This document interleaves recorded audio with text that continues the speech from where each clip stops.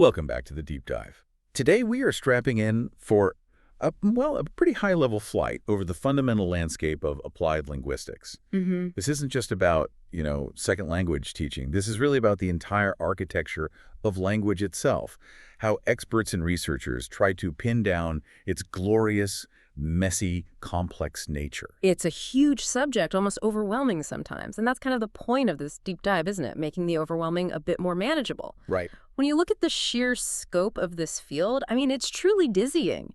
Our sources show that applied linguistics covers at least 16 major topic areas. 16. Wow. Yeah, we're talking about core areas like discourse analysis, second language acquisition, assessment, but it also stretches into these highly specialized domains too, things like forensic linguistics, speech pathology, lexicography, even machine translation. It sounds less like one single academic discipline and more like an entire academic ecosystem. You could easily spend your whole career just digging into one tiny corner of it.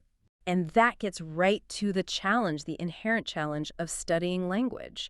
It is, by its very nature, a big, complex subject. It's constantly changing, and really no single person can master it all. This is where we bring in that classic analogy, the story of the 5 blind men of Hindustan and the elephant. Yes. I love this one because it immediately tells you what our goal is here. Exactly. Each blind man touched a different part, right? One felt the trunk, said it was a snake. Another touched the leg, described a tree trunk. They all had accurate descriptions, but only of the parts. Right, they missed the whole picture. Precisely. So similarly, we as analysts, we have to study separate components, grammar, vocabulary, discourse, pragmatics. But we always have to remember that language and learning and using language, it's all a seamless whole in the real world. It's not neatly compartmentalized like in a textbook. Not at all. Compartmentalizing is just, it's a necessary tool for us, really. Helps us deal with our own cognitive limits and just the sheer volume of data. So our mission today is to try and glimpse that complete elephant, then. We're fundamentally moving past that, maybe outdated, idea that language is just a fixed, prescriptive set of rules handed down from on high. We're going to explore the crucial shift towards objective descriptions of how language is actually structured, how it's organized, and how it's used. By you, by me, by everyone in daily communication. We're seeking reality, not just ideals. Exactly. Seeking reality. So let's start with perhaps one of the most contentious subjects we deal with, grammar. Oh, grammar. The confusion around grammar is, it's remarkable, isn't it? Because we're usually taught one thing in school, but we live something completely different. Yeah, for most people, grammar is entirely prescriptive. It's that little voice in your head, that list of do's and don'ts you learned. The things that make you feel slightly guilty if you, break the rule. Like saying, who did you give the book to? Instead of the very formal, to whom did you give the book? Or insisting you say, it is I, which almost nobody actually says in conversation. Right. Or that warning never to end a sentence with a preposition, or banning the use of ain't. Those kinds of things. Exactly. And that prescriptive view, it's often focused very narrowly on the written formal standard, which, look, that standard is important for certain situations, certain registers. Sure, academic writing, formal speeches. Right. But when we move to the descriptive view, which is really the foundational perspective for applied linguistics, we look objectively at how language structure actually works in all its forms. Okay. And this descriptive approach, it acknowledges that usages common in spoken English, like, say, using sentence fragments as functional responses, or starting a sentence with and or, but these are completely natural. They're functional in conversation. Even though they might be labeled incorrect by those traditional, often written-focused rules. Precisely. They're just features of spoken grammar. So this creates an immediate tension, doesn't it? If we strip away those prescriptive rules, those shoulds and shouldn'ts, and focus just on objective description, how do researchers actually define grammar in a way that truly captures its reality, its complexity, its function? Well, modern grammar, according to key figures like Larson Freeman and DeCarico, it really has to integrate 3 critical dimensions. You can't just analyze structure in isolation anymore. Okay, 3 dimensions. What are they? They are form, meaning, and use. Form, meaning, and use. Okay, well, let's unpack that a bit. Yes. Form is the structural dimension, right? The mechanics. Yes, the nuts and bolts. We're talking about syntax, how words combine into phrases and sentences, and morphology, how words change internally, like adding s for plural or ed for past tense. Got it. And meaning is semantics, what the structure literally conveys. Pretty straightforward. Right. So what does use bring to the table that's so transformative? Why is that third leg so important? Use is the sociopragmatic dimension. It's about the functional role. It acknowledges that speakers make grammatical choices consciously or maybe subconsciously based on the specific context they're in. Oh, okay. It depends on their communicative purpose, how they want to position themselves within that conversation or that situation. Can you give us a clear example? How does that three-part definition form, meaning use, change how we understand a really common structure? Okay, let's take the English past perfect tense. The structure that uses had plus the past participle, like had gone or had eaten. Right. Traditionally, its form and meaning just dictate that it indicates the first of two events that happened in the past, purely chronological. Event A happened before event B. Mm. Simple time sequencing. That's what I remember from school. That's the textbook view, exactly. Yeah. But the use dimension is far richer and frankly much more important in actual discourse, in how people really talk and tell stories. Speakers often use the past perfect, not just to sequence events chronologically, but specifically to provide essential background information or maybe justification for the main events in the narrative. Ah, so it's doing more work than just time stamping. Much more. It's a discourse function. If I say, I missed the flight because I had forgotten my passport, the use of the past perfect doesn't just sequence the forgetting first. Right. It justifies the result missing the flight. It sets the stage, or it explains the rationale behind the main action. Without acknowledging that functional use, your description of the grammar, even if it's syntactically perfect, is fundamentally incomplete. It misses the why.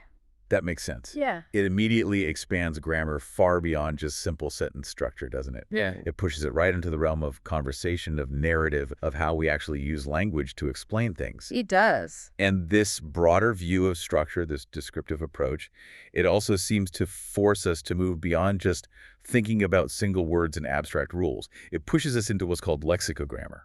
Right. That's a key concept. The traditional model often treats grammar as these abstract rules of sentence syntax rules that tell you how to slot individual words into categories like noun phrase or verb phrase. Like building with Lego bricks, one at a time. Kind of, yeah. But that approach simply cannot account for how real, fluent language actually works, because we don't build every single sentence word by word from scratch. No, that would be exhausting. Exactly. We have to recognize the pervasive, absolutely essential role of formulaic language. Ah, the chunks, the prefabricated phrases, the ready-made units we all use. Precisely. These are sequences that are stored and processed in our minds as individual wholes, and they are everywhere. Seriously, everywhere. What kinds of chunks are we talking about? Well, they range across a whole spectrum. At one end, you have completely fixed idioms like kick the bucket, where the meaning is totally opaque. You can't guess it from the parts. Right. In the middle, you've got fixed phrases we use for managing conversation. Things like, by the way, to shift topic, or, to clarify something you just said. Okay, those are pretty fixed. And then there are the more flexible ones. Yes, the relatively fixed frames, where maybe only one slot is variable. Think of something like you can put week, month, long time in there. A week ago, a month ago, a long time ago. Yeah. Or those flexible interpersonal frames, like I'm really sorry to hear that X, where X can be a whole clause describing the bad news. I'm really sorry to hear that your cat ran away. Gotcha. The sheer complexity and frequency of these frames mean that abstract rules of syntax alone just aren't enough to describe language. Yeah. We have to integrate vocabulary, the lexes, directly into our understanding of grammar, hence lexicogrammar. That makes sense. Grammar and vocabulary aren't separate boxes. They're intertwined. Deeply intertwined. And the cognitive implication of focusing on these chunks is massive, isn't it? Our sources highlight that studies in first language acquisition, how babies learn to talk, show that children often learn these formulaic sequences as unanalyzed wholes first. Yes, that's a crucial finding. They grab onto phrases like gimme or all gone as single units before they can break them down into give me or all gone. And only later do they figure out the component grammatical parts. Exactly. It suggests that relying on these prefabricated, ready-made units is absolutely fundamental to cognitive efficiency. Think about it. If you had to generate every single utterance from scratch using only abstract grammatical rules, You'd speak incredibly slowly. It would be painful. painfully slow. Using these pre-stored chunks saves immense processing time, and that's essential for achieving anything like native-like fluency. Okay, so this perspective, that language works in chunks. It's processed systematically. It's about form, meaning, and EOS.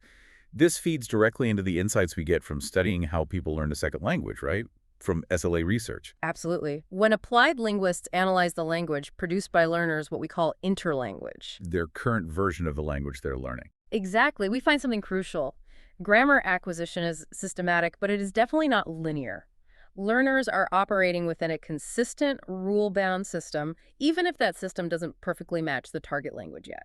So if a learner makes an error, we shouldn't see it as just a random mistake. No, not at all. It should be seen as really powerful evidence of their developing internal rule system. It shows their brain is working, figuring things out. Okay, like what kind of evidence? Well, the classic example is overgeneralization. A learner of English successfully figures out the pattern for regular past tense added. Great. Then they apply it consistently everywhere. So they produce forms like eated instead of ate or goed instead of went. Right, I've heard kids do that too. It shows the learner's brain is actively forming a rule, a hypothesis about how English works. Another fascinating finding is the consistent use of preverbal negation, like saying no want or I no go. This happens regardless of the learner's native language background. Really, regardless of their L1. Yeah, it points towards some potentially universal stages or strategies in acquisition.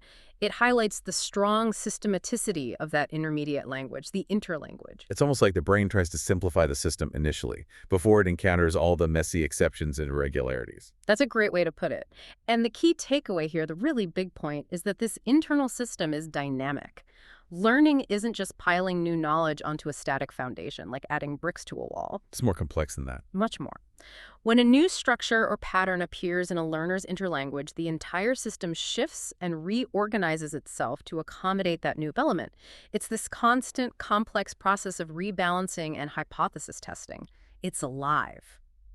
Okay, so if grammar is best understood through form, meaning, and use, then vocabulary, or lexis, is heavily defined by its contribution to fluency. And that brings us right back to those formulaic sequences we were just talking about. The chunks again. They seem pretty central to everything. They reappear here as the foundation of smooth, natural, native-like communication. Absolutely. We store them, we retrieve them, we draw upon them as single units, precisely because it saves processing time and helps ensure we sound idiomatic, natural. Right. So how do researchers manage this huge catalog of chunks? There must be thousands of them. How do they categorize formulaic language? Well, Gray and Nation offer a very helpful distinction. They talk about core idioms versus figuratives, and we need to be really clear about the difference here. Okay, let's start with core idioms. What makes them core? Why that term? Core idioms are those sequences where the combined meaning of the words is completely opaque. You just can't guess the meaning from the individual words. Like kick the bucket. Knowing kick and bucket doesn't help you understand die. Exactly. Or phrases like out of hand, such and such. The meaning of the parts bears no obvious relation to the meaning of the whole. Now, surprisingly, our sources estimate that even in a language as vast as English, there are only just over 100 of these truly opaque core idioms. Only 100. That seems really low. It does, doesn't it?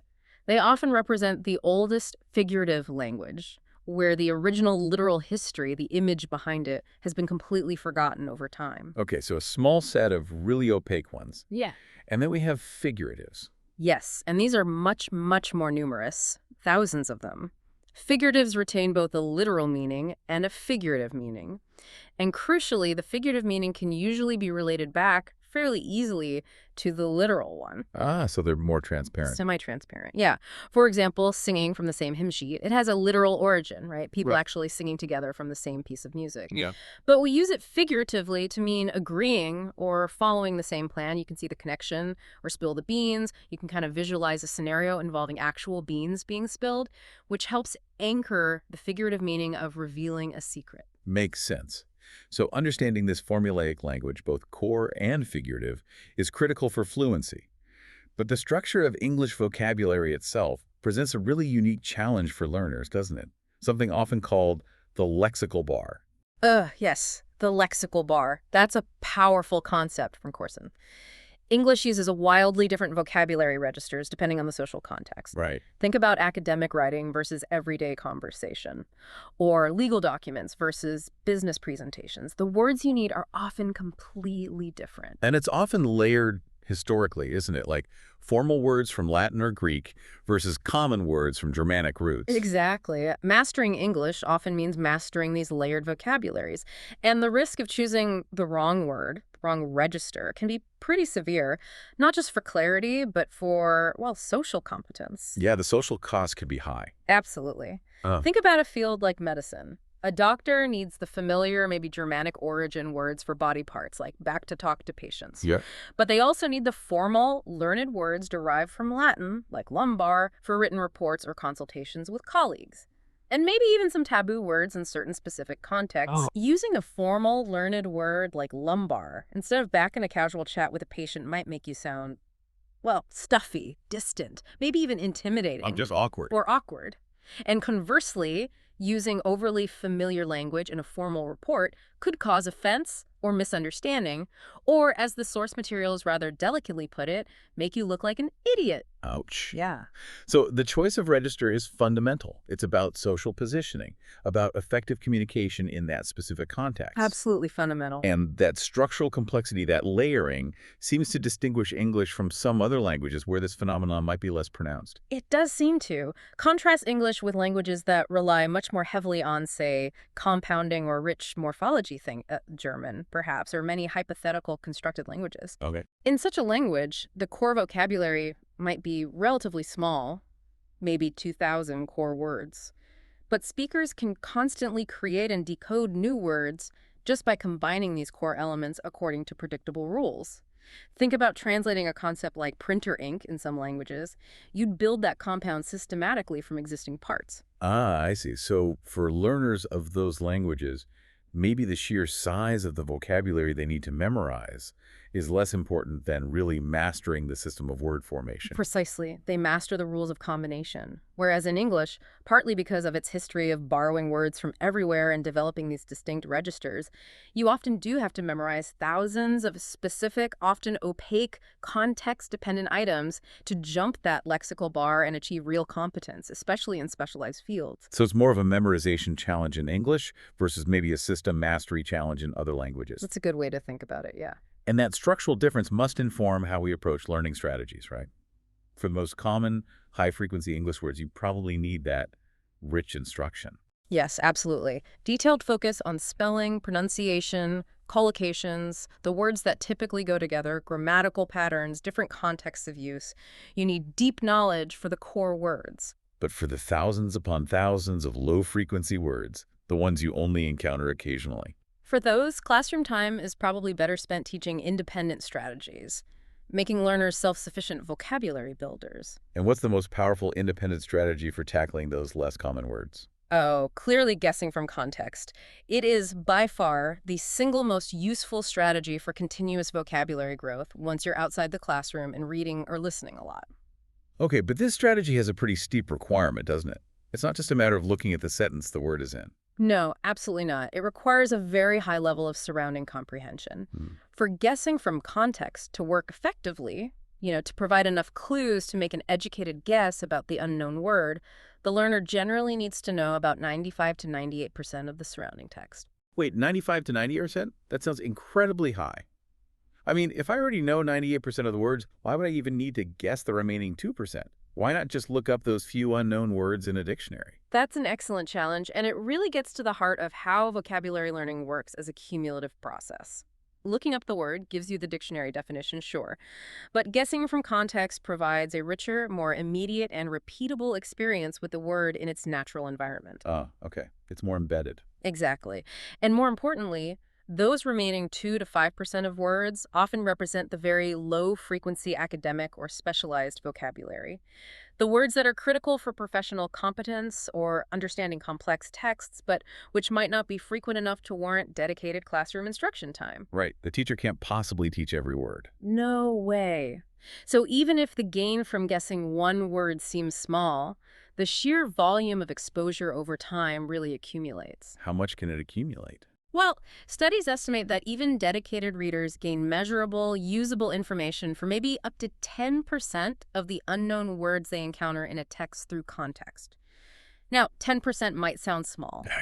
does. But over a year of dedicated reading, those small gains can accumulate to over 1,000 new words learned per year, just through this incidental exposure and guessing. 1,000 words a year. That's significant. It really is. It shows that learning vocabulary, especially beyond the basics, is this continuous cumulative process. And it's driven largely by independent strategies like guessing from context, once a learner reaches that crucial threshold of about 95% comprehension. Okay, so we've looked at the building blocks, grammar, lexis, those formulaic chunks.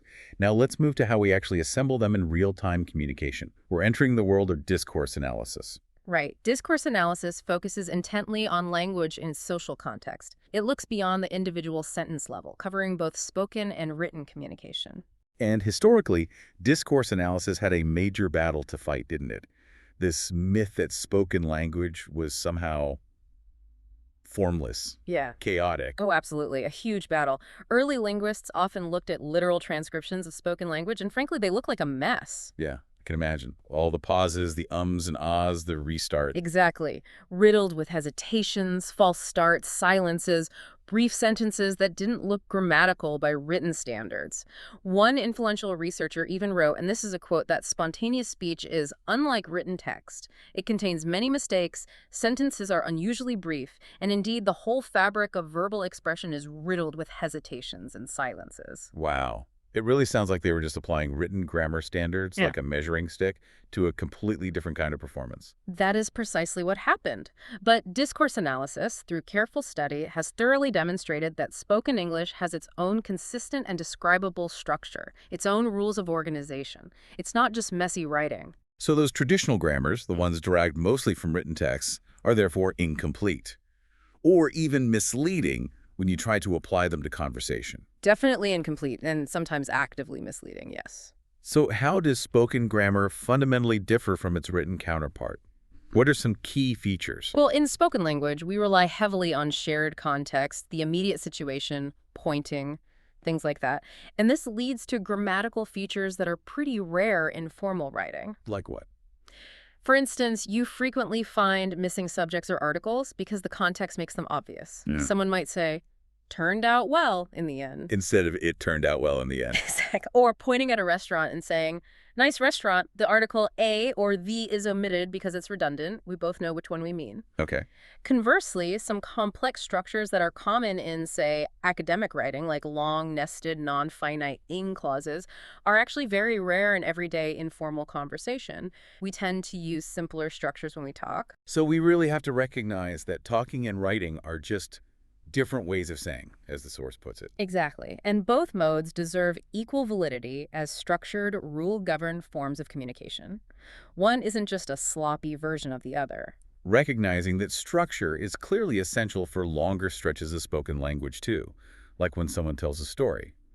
This brings us to that foundational work by Lebov and Woletsky on narratives of personal experience. Yes, their work was groundbreaking. It demonstrated that fully formed narratives, when people recount personal experiences, follow a remarkably consistent underlying sequence, even if the speaker isn't consciously aware they're doing it. With the sequence. Okay, it generally starts with the abstract. This is a brief summary, often hinting at the point or the meaning of the story about to be told. Kind of like a headline. Sort of, yeah. Then comes the orientation. This sets the scene, who is involved, where and when it happened, the initial situation, giving the listener the background they need. Okay, abstract orientation. Then we get to the action. Yes, the complication. This is the sequence of events, the core plot, leading up to some kind of crisis or peak moment. But, and this is crucial, woven throughout the complication, is the evaluation. Evaluation, what's that? This is where the narrator steps back, maybe pauses the action slightly to signal their attitude or the significance of events. They might build suspense, express surprise or disbelief, explain why this event was remarkable. Often the evaluation material is the whole reason the story is being told in the first place. It's the interesting bit. Got it. So, complication with evaluation woven in. After the climax, the peak moment. Then we get the resolution. This describes how the main character, the protagonist, deals with the crisis and what the final outcome was. And it usually ends there? Often there's one more part, the coda. This is a concluding point that kind of wraps up the narrative, brings the listener and the narrator back to the present moment, and signals that the story is well and truly finished. Like, and that's why I never go near spiders. Okay, let's make this concrete. Can we walk through the anecdote from the sources The one about Anne and Jane talking about their neighbor Stan, who got bitten by that nasty funnel web spider. Sure, that's a great example. So if we trace that structure, Anne might start with the abstract, maybe saying something like, "You won't believe what Stan did when he got bitten by that funnel web," gets your attention. Okay, headline achieved. Then orientation. Orientation. Years ago when I was married, I lived in Mosman and I had a really nice neighbor called Stan. Sets the time, place, main character. Right. Then the complication. The complication begins when Stan starts doing the dangerous activity. Stan was cutting the grass, maybe not with a mower, but with a little axe. That's already a bit unusual. Yeah, adds to the story. And the crisis. The crisis arrives very quickly. And a funnel web spider jumped out and bit him. That's the peak moment. Okay, and the evaluation would be woven in there. Exactly. The evaluation would include Anne's commentary on Stan's reaction, maybe saying his response was unbelievable, or perhaps remarking on the sheer size or scariness of the spider, adding that layer of judgment or significance. Right. Then the resolution. How did Stan deal with it? The resolution is Stan's rather unique approach to the crisis. Apparently, he dealt with the spider somehow and then just casually walked himself around the corner to the doctor. No panic. Wow. Okay. And the coda. The coda might be a final reflective comment, maybe about Stan's stoic personality, or the general danger of funnel webs in that area, tying the past event back to the present moment, or a general observation. It signals story over.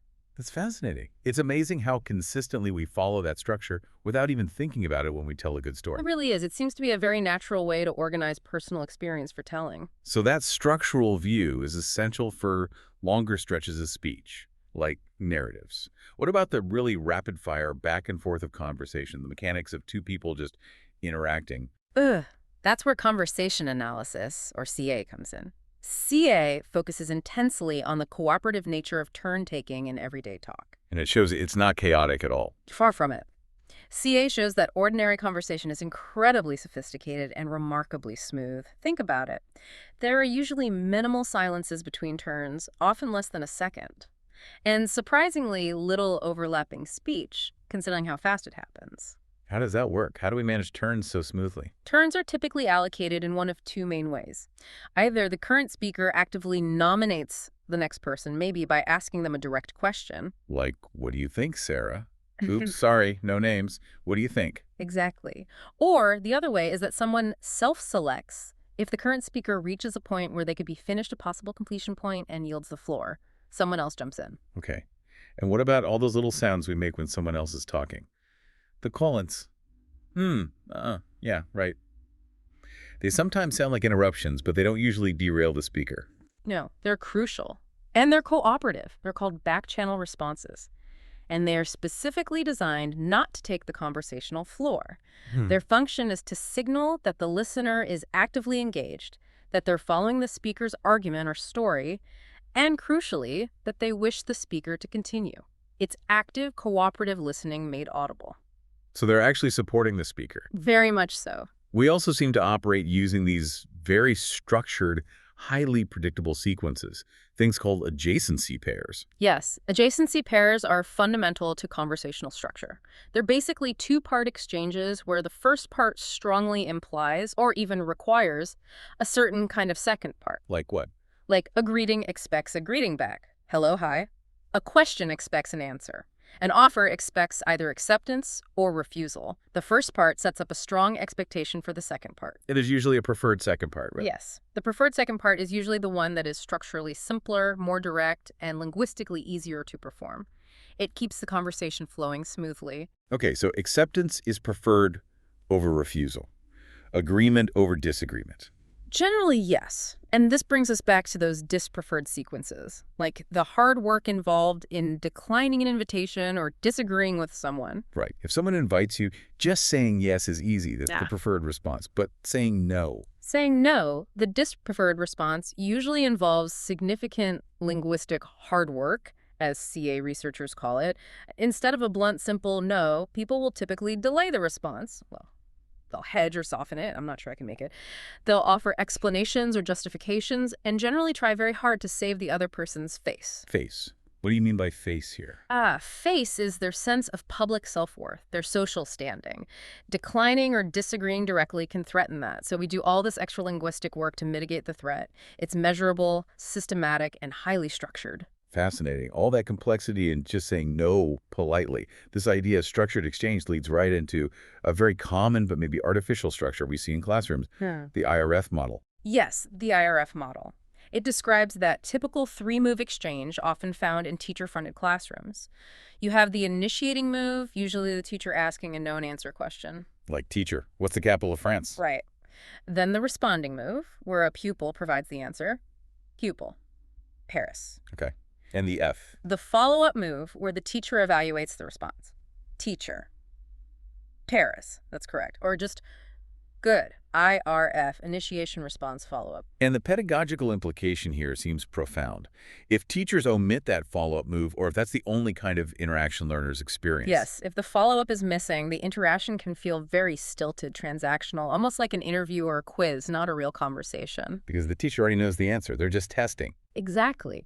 It creates a pattern where the goal isn't genuine communication, but displaying knowledge for evaluation. And if learners are only exposed to this, they might internalize that artificial IRF pattern as the norm for all conversation. That's why exposing learners to authentic, natural spoken extracts, where dialogue moves beyond this closed system, is so important. Okay, so if discourse analysis looks at the structure of language in its social context, pragmatics seems to go one step deeper. Yeah. It focuses really intensely on how that context determines the actual meaning of an utterance, right? Precisely. Pragmatics tackles the fundamental fact that the literal words spoken are very rarely the full extent of what is actually being communicated. There's almost always more going on underneath the surface. We're moving past just semantics, the literal meaning of the words, into usage, intent, implication, social interpretation. All of that, yes. Pragmatics typically tackles three main interconnected issues in communication. The first one is the surprisingly complex act of assigning reference. Assigning reference. How is that complex? Don't we just point to something and name it or use a pronoun? Well, yes, but think about why that works. Reference is inherently social because the speaker makes an assumption. They assume that the word or phrase, they choose a specific name, a pronoun like he or she, a location word like here will be interpreted exactly as they intended it by a listener who shares enough of the context to figure it out. It relies on shared understanding. Completely. And within this, we constantly use what are called deictic expressions. Deictic. These are the linguistic pointing items you mentioned earlier. Yes, exactly. Pronouns like I and you are deictic, who I am, depends entirely on who is speaking. Location words like here and there point to places relative to the speaker, and even verb tenses point to time relative to the moment of speaking. Right. Crucially, the referent of these deictic expressions changes constantly based on the context.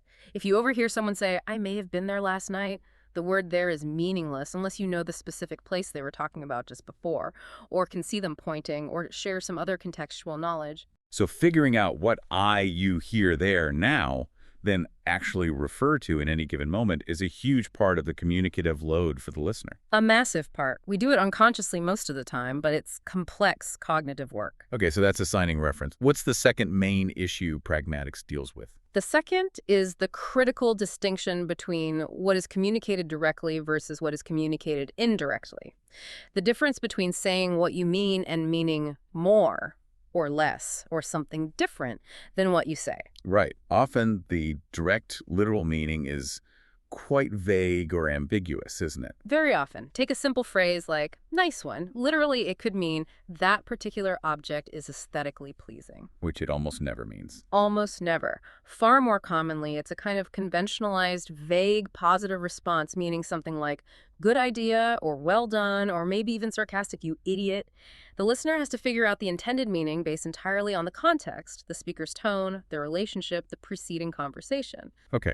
And the distinction between how direct the language is, linguistically, and how strong the intended message is, that can be quite fascinating, even contradictory sometimes. It really can. Information can be communicated strongly, meaning the linguistic evidence provided is pretty conclusive, leaving little room for doubt. For example, if I ask you directly, where are you going tonight? That question strongly, unambiguously communicates a request for that specific piece of information. Right. Clear request. Or information can be communicated weakly, where the linguistic evidence is less compelling, more open to interpretation. Perhaps in that same question, where are you going tonight? There's an underlying weakly communicated hope that maybe I'll be invited along. Or maybe it's a weakly communicated criticism implying you go out too much. The literal question is direct, but the underlying implications are weak. Okay, but the really critical distinction, the one that's essential for avoiding intercultural miscommunication especially, is that an indirect message can actually be communicatively stronger than a direct one. Absolutely. This blows people's minds sometimes, but it's true. Think about declining an offer of food, say someone offers you fish. Huh. The direct, polite refusal, no thanks, is linguistically direct, but it's actually communicatively quite weak. Why? Because you might just not fancy fish today, you might accept it tomorrow, there's no strong reason given. Right, it's just a preference in the moment. Exactly. But compare that to the indirect response. I am allergic to fish. Linguistically, that's an indirect refusal. You haven't actually said no. Yeah. But it communicates the message of refusal much, much more strongly. Why? Because it provides conclusive, non-negotiable evidence that you cannot accept the fish, ever. Ah, I see. So you used an indirect statement to achieve maximum communicative strength in the refusal. Precisely. Understanding that mismatch between linguistic form and communicative strength is vital. Okay, that's huge. Reference, directness versus indirectness. Right. What's the third major issue driving pragmatic? The third issue really drives almost all social interaction. It's social factors and politeness theory. And this all revolves around that concept of face we touched on earlier. Right, public self-image. Can you elaborate on that? Sure. Face is essentially the public image, the social value that you claim for yourself and want others to respect in social interaction. And according to Brown and Levinson's influential theory, we all have two fundamental desires related to face. No desires. Yes. Positive face, which is the desire to be accepted, liked, approved of, seen as competent, basically, to have our social persona validated, and negative face, which is the desire for personal freedom, autonomy, the right not to be imposed upon or impeded by others. Okay, positive face is like me, approve of me.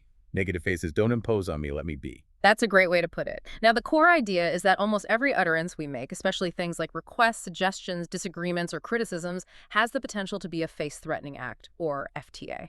It could damage either the speaker's own face or, more often, the listener's face. So even something simple like asking to borrow a pen could potentially threaten someone's face. It could. It potentially threatens the listener's negative face, their desire not to be imposed upon by having to find and lend the pen. It's a small imposition, but an imposition nonetheless. So deciding how to phrase that request involves a kind of careful social calculation to minimize that threat. Exactly. We subconsciously calculate our linguistic move based on three main social variables, according to Brown and Levinson.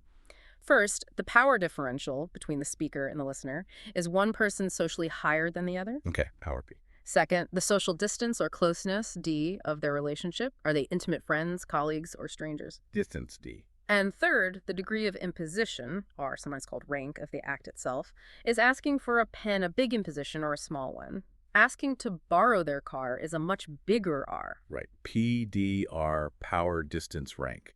And the greater those factors are. The greater P, D, and R are perceived to be, the more careful, the more indirect, the more elaborate the speaker will typically be in phrasing their utterance. They'll use more politeness strategies to mitigate the potential threat, especially to the listener's negative face. Which is why you're much more likely to say, I know this is a huge imposition and please don't feel obliged, but I was wondering if it might possibly be okay for you to, perhaps, to your boss, when asking for a big favor. Than you are to your spouse when asking them to pass the salt. Exactly. Let's use that cross-cultural example from the sources to make this even clearer. Kiki, who is a Greek student, asks Sharon, a British friend she doesn't know very well, the direct question, where are you going tonight? Okay. In that scenario, given the potential cultural differences and the fact they don't know each other well, so distance D is high, Sharon, the British friend, might interpret the sheer directness of that question as an imposition. A threat to her negative face. Her desire for autonomy, especially if she's maybe busy getting ready to go out and doesn't want to be interrogated. Possibly, yes. And then later, when Kiki asks, heard of it, referring perhaps to a club Sharon mentioned. Sharon might interpret that as a challenge. Yes, potentially as a challenge to her positive face, questioning her social competence, her knowledge as a local. Of course I've heard of it. I live here. Might be her internal reaction. And this can lead to miscommunication, potentially rooted in differing cultural preferences for politeness strategies. It certainly can. Kiki's directness might reflect a cultural tendency, perhaps more common in some Mediterranean cultures, toward positive politeness strategies. These strategies emphasize friendliness, common ground, building closeness, sometimes by assuming a certain level of familiarity even when D is high. Okay, assuming closeness to build it. Whereas Sharon's reaction might reflect a perceived British tendency, especially when D is high, toward negative politeness strategies. These focus heavily on respecting autonomy, minimizing the imposition, using hedges and indirectness, acknowledging the imposition explicitly. Right, so understanding whether a direct question is meant as simply a request for information, positive politeness, or as an intrusive demand or a social challenge, potential threats to negative or positive face, is all driven by those context-dependent factors, P, D, R, and cultural norms. Absolutely. It's incredibly complex, and we navigate it constantly. It's amazing how much work those tiny little words must do in guiding this interpretation. The fillers and connectors. Oh, they do crucial work. Words like, well, anyway, however, but so. Yeah. These often don't contribute much to the core factual thought, the proposition of the utterance. Right, they're not content words. No, but they act as what pragmatists call semantic constraints on implicatures. That's a fancy way of saying their function is to guide the listener towards accessing the right contextual assumptions needed to interpret the intended message accurately. Can you give an example? Like, well. Sure. When I start a sentence with well, especially in response to a question, it often signals something like, hold on, don't interpret what I'm about to say in the simplest, most obvious, direct way. I'm possibly about to disagree, or shift the context slightly, or address an underlying assumption you might have. It flags that something more complex is coming. So it's like a little traffic signal for the listener's interpretation process. That's a perfect analogy, a traffic signal guiding interpretation. Okay, so everything we've discussed so far, the reality of lexicogrammar and chunks, the underlying structure of spoken discourse, the intricate social calculations of pragmatics, all of this relies entirely on being able to analyze language as it is actually used by real people in real situations. Yes, absolutely. Not as someone thinks it should be used, based on prescriptive rules or faulty intuition. And this brings us neatly to corpus linguistics, or CL. This seems to be the methodology that provides the objective, verifiable evidence for all these rich linguistic descriptions we've been talking about. That's exactly right. Corpus linguistics is fundamentally a methodology. It's a way of doing linguistics, and it's based on 4 core, really powerful principles. Okay, what are they? First, it is empirical. It's all about analyzing actual, observable patterns of language use, what people really say and write. Data-driven. It's totally data-driven. Second, it utilizes a large, principled collection of natural texts, spoken or written, which is called a corpus, as its basis for analysis, not just random examples. Okay, empirical uses a corpus. Third, it makes extensive use of computers for analysis, particularly for quantitative analysis, counting things, finding frequencies, identifying patterns that would be impossible to spot manually in millions of words of text. Makes sense. You need the processing power. You absolutely do. And finally, fourth, it always combines that quantitative analysis, the numbers, the statistics, with qualitative interpretation, understanding the meaning and function in context. It's never just about the numbers. Why is this methodology considered so crucial? Why couldn't linguists just rely on asking native speakers about their language? Introspection. Well, introspection has its place, but it's notoriously unreliable, especially for frequency and subtle usage patterns. Corpus data frees language description from the subjectivity of individual native speaker intuition. How so? Before CL became widespread, linguists often did rely on introspection, basically, asking themselves, what would I say in this situation? Or maybe asking a few colleagues. But our intuitions about how we speak, especially about how often we use certain words or structures, often turn out to be quite inaccurate when checked against real data. We think we speak more formally or use rarer words more often than we actually do. Very often, yes. Or we miss subtle preferences between seemingly synonymous words. CL provides verifiable facts about usage. It offers external statistical evidence that anyone can check, rather than relying purely on internal guesswork or idealized memories of how we think we speak. Okay, so it provides objectivity. But to make that objective analysis possible, the corpora themselves, these big collections of text, have to be pretty meticulously designed and prepared, right? It's not just grabbing random stuff off the internet. Oh, absolutely not. A good corpus, whether it's a huge one like the British National Corpus, BNC, or the Corpus of Contemporary American English, COSIE, or even a smaller specialized one, requires extensive, careful design and preparation. It goes way beyond just collecting raw text. What kind of preparation? You need meticulous annotation and markup. This means adding layers of information onto the raw text. What kind of information gets encoded, besides just the words themselves? Well, you need structural markup.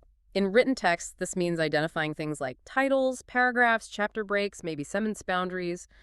In spoken transcripts, it's crucial to identify the turn structure, who is speaking when, and maybe even things like pauses or overlaps. Okay, the basic structure of the text or conversation. Yes. And then, critically, you often need headers or metadata. This provides crucial demographic and contextual information about the text or the speakers involved. Like what? Information about the speaker or author, their age, maybe gender, possibly social class or region. Crucially, the register of the communication, was it formal speech, a casual conversation, an academic article, and the specific genre. This metadata is absolutely essential for the qualitative stage of analysis. It allows you to slice and dice the data, to compare language use across different groups or situations. So you can ask questions like, do younger speakers use this word differently than older speakers? Yeah. Or is this structure more common in spoken conversation than in written news reports? Exactly, those kinds of questions. The computer gives us the raw numbers, the frequencies, the patterns, but then we as analysts use the markup and the metadata to figure out what those numbers mean socially and functionally. That's this essential partnership between the quantitative power of the computer and the qualitative interpretation of the human analyst. That's the heart of CL, yes. For example, a simple frequency list derived from a large spoken corpus might show unexpectedly high frequencies for certain words compared to a similar-sized written corpus. Maybe intensifiers like absolutely, exactly, or positive adjectives like brilliant, or adverbs like really. Okay, so the computer spits out the numbers. These words are way more frequent in speech. That's the quantitative bit. Right. The numbers just raise the question, why? Why are these particular words so much more common in spoken English? And that's where the human comes in. Exactly. You can only answer that why by performing a qualitative analysis. You look at the contexts in which these words actually appear in the corpus. How do you do that? Typically using a tool called a concordancer. It shows you every instance of your target word, surrounded by maybe 10 or 20 words of its actual context on either side, all lined up neatly. Okay, like seeing the word in lots of real sentences. Precisely. And by examining those concordance lines, you might find, for instance, that words like absolutely or brilliant in speech often function as positive politeness markers or as conversational reinforcers. They're used to signal strong agreement, enthusiasm, or appreciation towards the conversational partner. So their main function isn't just their literal meaning, but an interpersonal one, building rapport. Often, yes, a function you might miss entirely if you just looked at the dictionary definition or relied on written examples. The quantitative data points you to something interesting, but the qualitative analysis explains the why. Let's look at a really practical application of this for language learners. Using concordance lines for that case study you mentioned, the difference between two similar phrasal verbs that often confuse people, like think of versus think about. Yes, that's a classic example. Our intuition might suggest they overlap completely in meaning. Or maybe that of is just a slightly shorter, quicker version of about. They seem very close. Right. How would you even guess there's a difference? You might not. But corpus data, when you look at thousands of examples, suggests there's actually a clear, albeit subtle, usage pattern or preference. Okay, so what does the data show? What patterns emerge when you look at the concordance lines for think of and think about in, say, a corpus of spoken conversation? Well, the concordance lines from conversational corpora strongly suggest that think of is often preferred when the meaning involves the mental act of searching for or retrieving an idea, a solution, a name, or a memory, like bringing something to mind. Okay. So it often appears with structures like something to say, something to do, an idea. For instance, you see patterns like, I tried to think of something funny to say, or do you think of any good restaurants around here? Or I can't think of his name right now. It's like that moment of cognitive access, that spark of finding something in your memory. Exactly. It often implies that retrieval process. Conversely, think about seems to be strongly preferred when the meaning involves more extended reflection, consideration, pondering a topic or a situation over time. Mulling it over. Okay, so more sustained mental activity. Yes. So you often think about with structures, like when you think about it, I need to think about that proposal.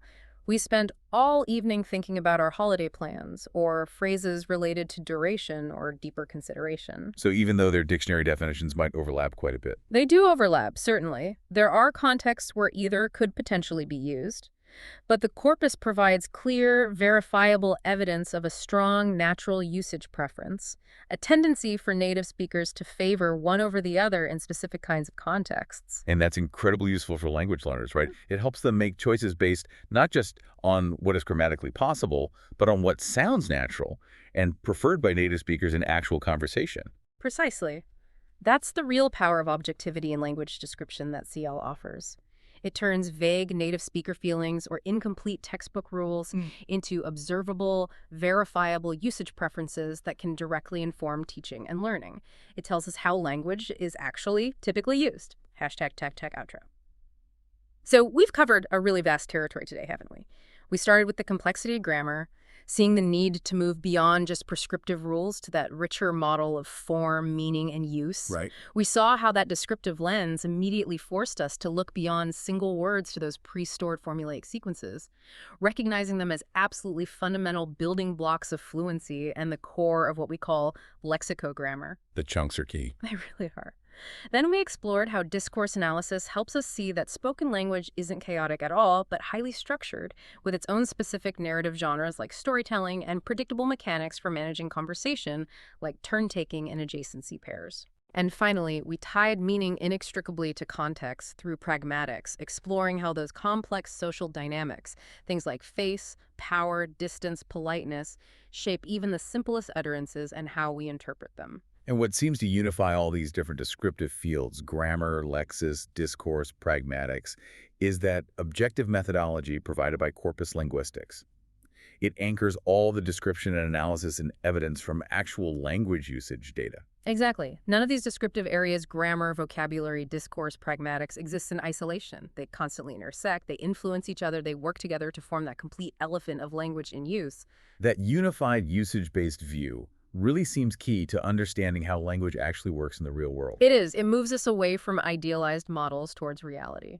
So we've seen throughout this discussion that what is often considered ungrammatical or incorrect in one domain, maybe a very prescriptive written textbook or an old-fashioned view of formal language, is often completely systematic, highly structured, cooperative, and perfectly functional in another domain, like everyday, casual spoken conversation. Absolutely. Different contexts, different norms. Right. So here's a final thought for you, our listener, to carry forward from this deep dive. Given the power of objective corpus data to reveal these subtle but real preferred usage patterns, like the nuance between think of and think about, and given the sometimes stark differences we see between the idealized rules of written language and the reality of spoken interaction, how does recognizing this distinction change your approach to observing and perhaps acquiring language in your own daily life? That's a great question. Are you listening primarily for the prescriptive rules you might have been taught years ago? Or are you starting to tune your ear more towards the patterns of usage you actually hear around you every day? Which reality are you focusing on? We'll leave you with that to chew on. Welcome to the Deep Dive, the only place where we take massive stacks of complex research and turn them into immediately useful, actionable knowledge just for you. Hello. Today, we're undertaking quite an ambitious mission. We are diving deep into the core of applied linguistics. Specifically, we're focusing on part 2 from our source material, essential areas of inquiry. Right. We're looking at how we learn language, how language gets used in really high-stakes situations, like the legal system, and how we understand having more than one language in our heads and in society. It's a huge scope, isn't it? Going from the individual brain right out into the courtroom. Our goal today is to pull out the absolute key insights from 3 really distinct areas. Yeah, distinct but connected. We've got the psychology of the language learner, what's going on inside their head. Then there's the intersection of language and law, which is often called forensic linguistics. And finally, the modern view of multilingualism, how our brains actually handle multiple languages. our sources really emphasize how these fields, though they seem specialized, are actually, well, deeply interconnected. It reminds me of that old parable, the blind man and the elephant. Each one touches a different part. Exactly. One feels the trunk, thinks it's a snake. Another feels the leg, thinks it's a tree. You have to study the individual bits, learning styles, how someone writes a text message, how languages activate in the brain. But you always have to remember they're parts of this bigger, seamless thing we call language. Yeah, breaking it down helps us manage the complexity, definitely. Yeah. But language doesn't work in neat little boxes in the real world, does it? Not at all. Think about it. Someone who's really motivated, uses great strategies, that's our first segment. They might suddenly need those skills in a legal situation, maybe as witness or something, that's segment 2. Right. And all the while, their multilingual brain, if they have one, is working in specific ways in the background. That's our third segment. It all ties together. Absolutely. So let's start where it begins for so many of us, the individual language learner. We're going to unpack what really makes a difference between success and struggle, and crucially, how much of that is actually within your control as a learner. Okay, so first up is a concept that causes a lot of confusion. Language aptitude.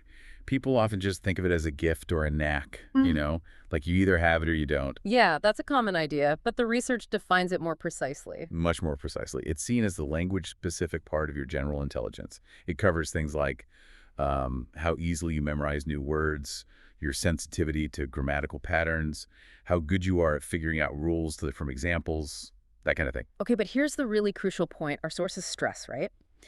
Aptitude determines the rate of learning, and maybe how much effort it takes. Exactly. That's the key distinction. It dictates how fast you might progress and how much energy you need to put in to see results. But, and this is huge, it does not determine whether you can ultimately learn the language or how well you can learn it in the end. High aptitude gives you a head start, maybe makes the journey feel smoother. Right. But low aptitude absolutely doesn't mean you're doomed to fail. Imagine 2 people starting French.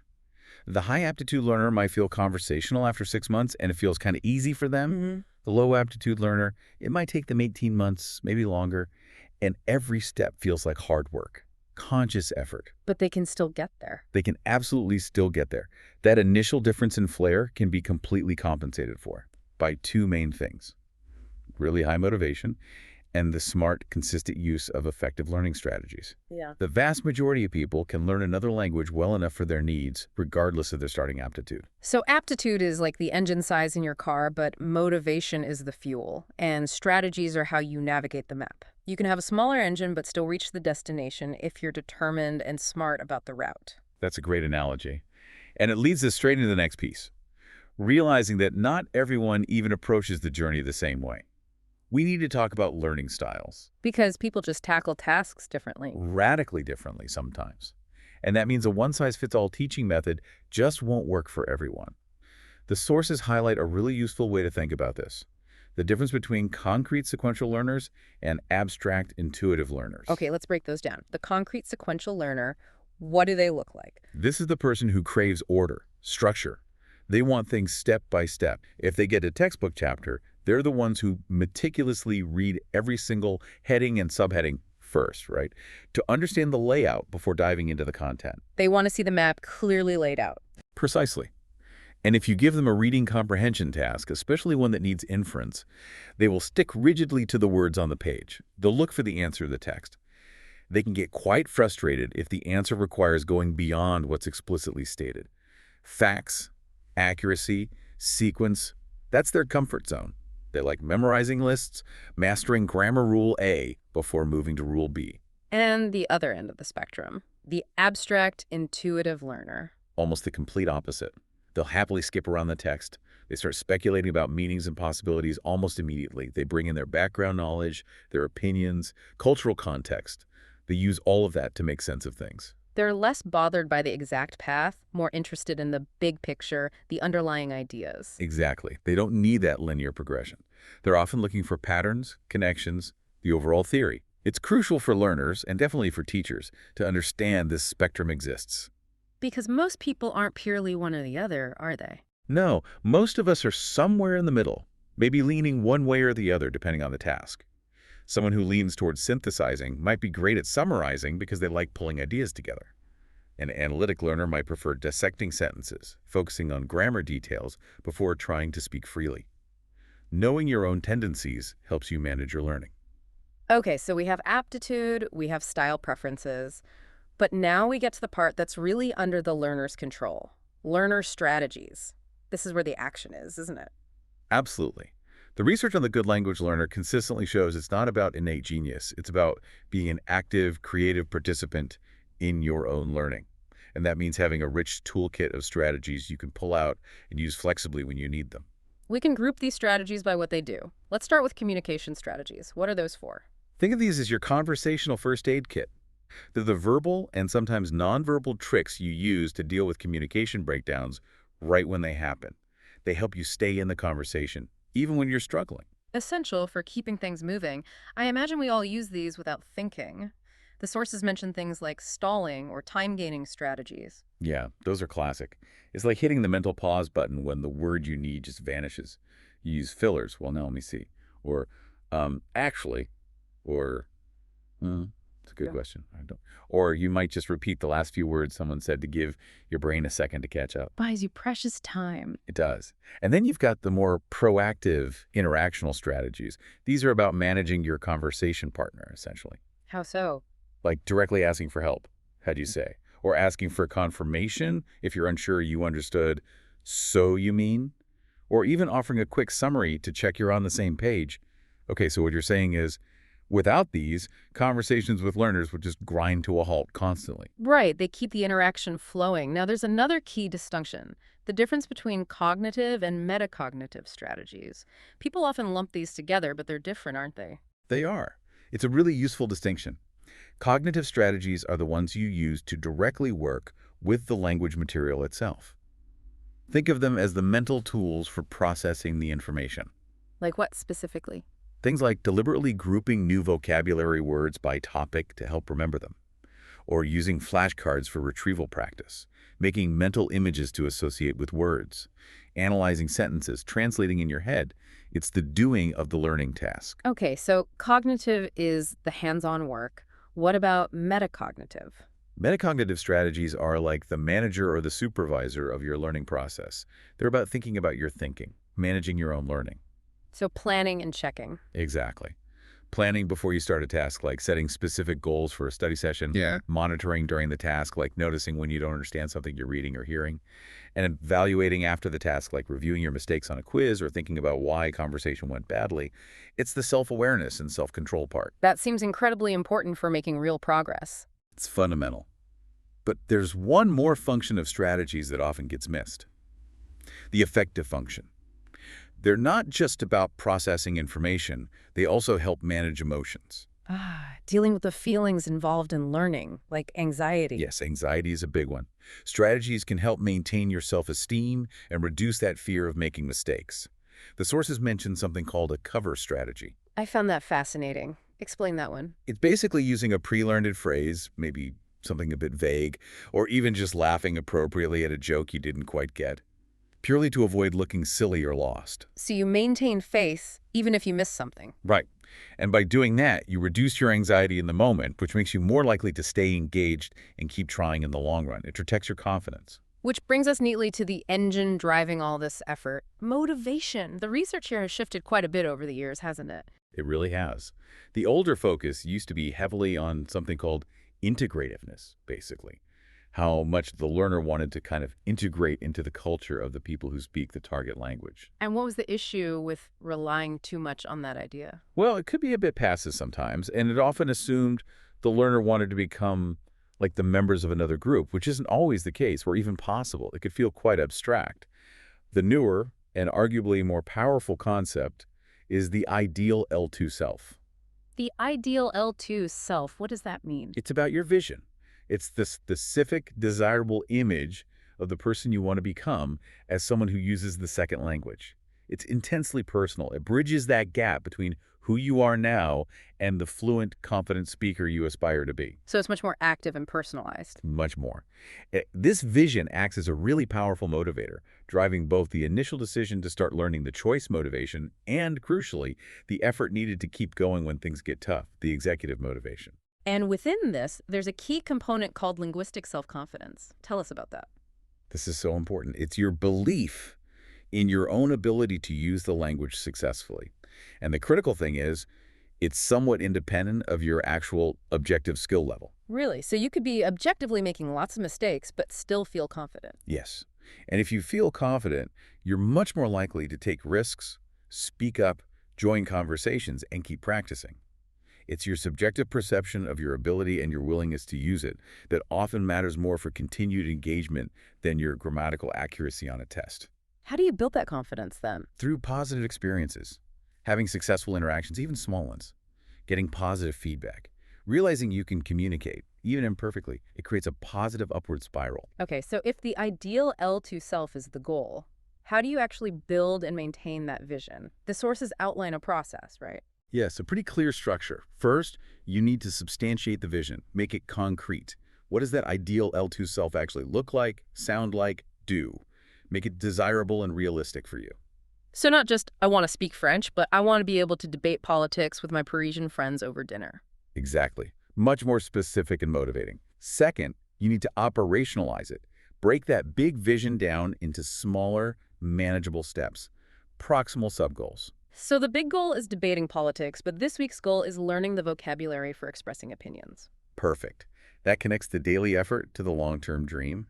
And third, and this is vital, you have to keep the vision alive. Find ways to regularly reconnect with why you're doing this. How? Like watching films, listening to music. Absolutely. Engaging with the culture, visualizing yourself succeeding, maybe talking to people who already embody that L2 self you aspire to. It requires conscious effort to maintain that emotional connection. And what about when your motivation inevitably dips? Because it does for everyone. Are there strategies specifically for that? Yes, self-motivating strategies. These are techniques learners can consciously use to keep themselves on track when commitment wavers. The sources group them into 5 classes, but a couple are really practical. Give us the highlights. One is commitment control. This is mostly cognitive. It involves deliberately focusing on the positive outcomes of succeeding, or maybe thinking of the negative consequences of giving up. Reminding yourself why this goal matters to you. Kind of like giving yourself a mental pep talk, focusing on the prize. Pretty much. Yeah. The other really useful one is environmental control. This is about managing your surroundings to support your motivation. How does that work?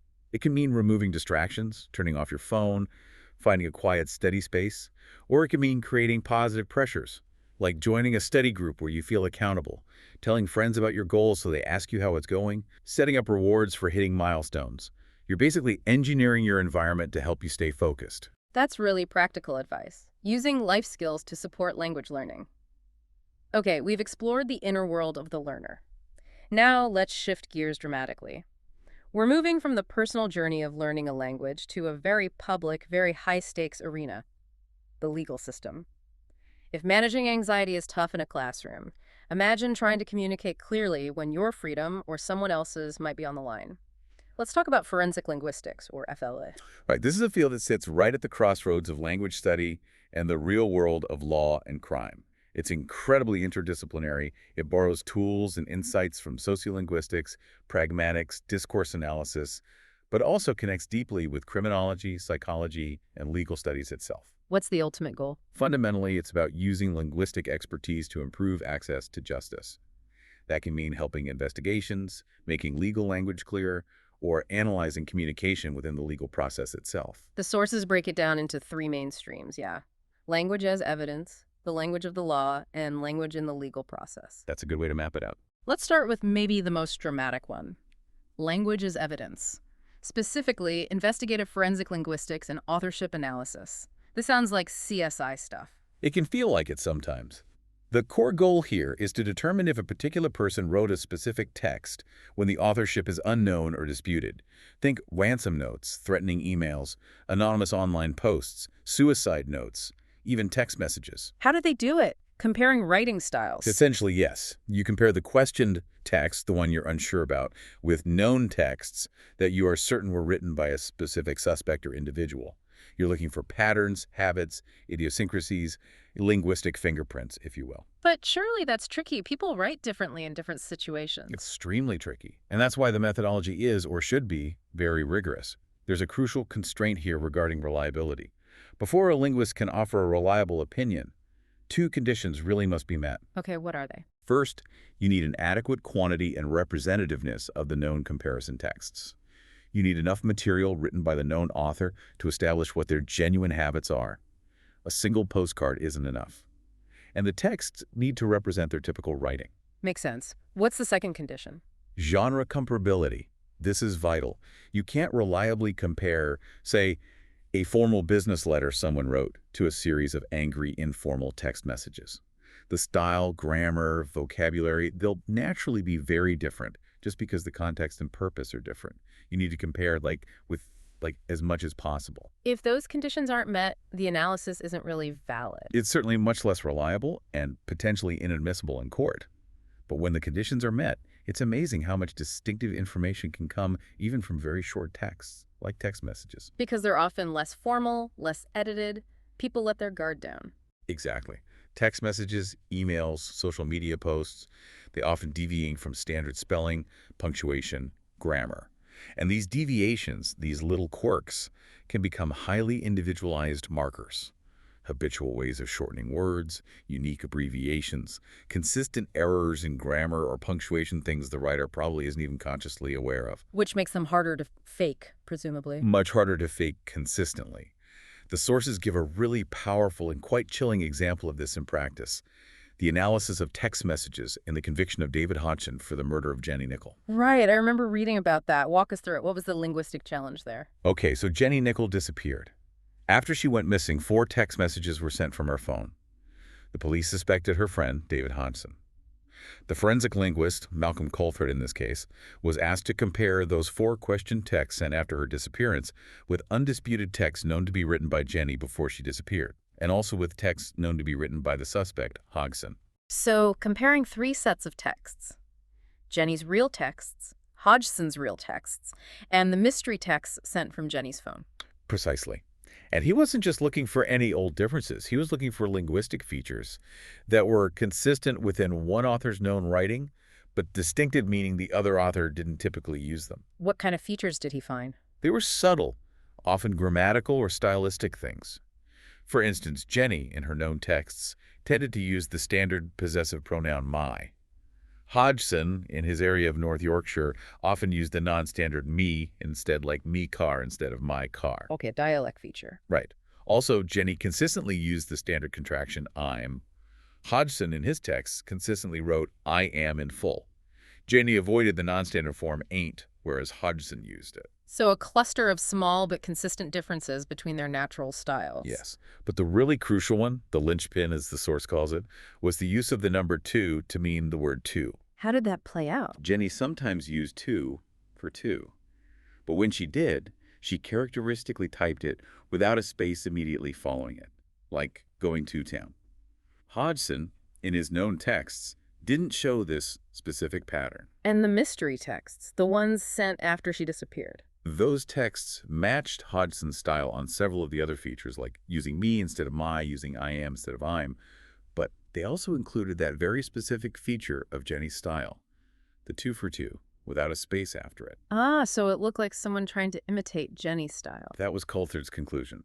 The writer seemed to be consciously trying to mimic some of Jenny's texting habits, but they failed to capture her grammatical patterns, like I'm versus I am. Consistently and crucially, they reproduced that very specific idiosyncratic two-seg spacing pattern that was uniquely hers, betraying the imitation attempt. Wow, so the presence and absence of tiny features built the case. Exactly. It was powerful circumstantial evidence contributing to Hodgson's conviction. Shows how much weight a single character or even a space can carry legally. Absolutely incredible. Okay, let's shift to the second stream, the language of the law. We usually call this legalese, right? And most people find it difficult. To put it mildly, yeah, the central problem is that legal language is often incredibly complex. It poses real psycholinguistic challenges for anyone who isn't a lawyer. Comprehension just plummets. Why is it so dense? All those here and afters and wherefores. Well, it's characterized by things like very long sentences, lots of subordinate clauses, heavy use of the passive voice, and a fondness for turning verbs into abstract nouns, what linguists call nominalization. But the sources are careful to point out it's not just lawyers being deliberately obscure, although that happens too. There's a reason for the complexity. Often, yes. Yeah. Legal documents are trying to be incredibly precise. They need to cover every possible eventuality, close every potential loophole. Sometimes the complex reality they're trying to regulate demands complex language to capture it accurately. Okay, so if some complexity is unavoidable, how do we make legal language more accessible without losing that necessary precision? What are the solutions? There are two main approaches discussed. The first is plain language drafting. This focuses on straightforward simplification, using common words instead of jargon, shortening sentences, using active voice more, improving layout and design. Making it easier to read and understand on a surface level? Exactly. The second approach is a bit more nuanced, called easification. This is strongly associated with the work of Vijay Bhatia. Easification? How is that different from just simplifying? You mentioned it clarifies cognitive structure. Right. Easification goes beyond just swapping words or shortening sentences. It aims to improve the document by clarifying the underlying cognitive structure, how the information is organized logically. It also tries to reduce the information load at difficult points. What might that look like practically? It could involve reorganizing sections for better flow, using headings and summaries more effectively, maybe even adding diagrams or flowcharts.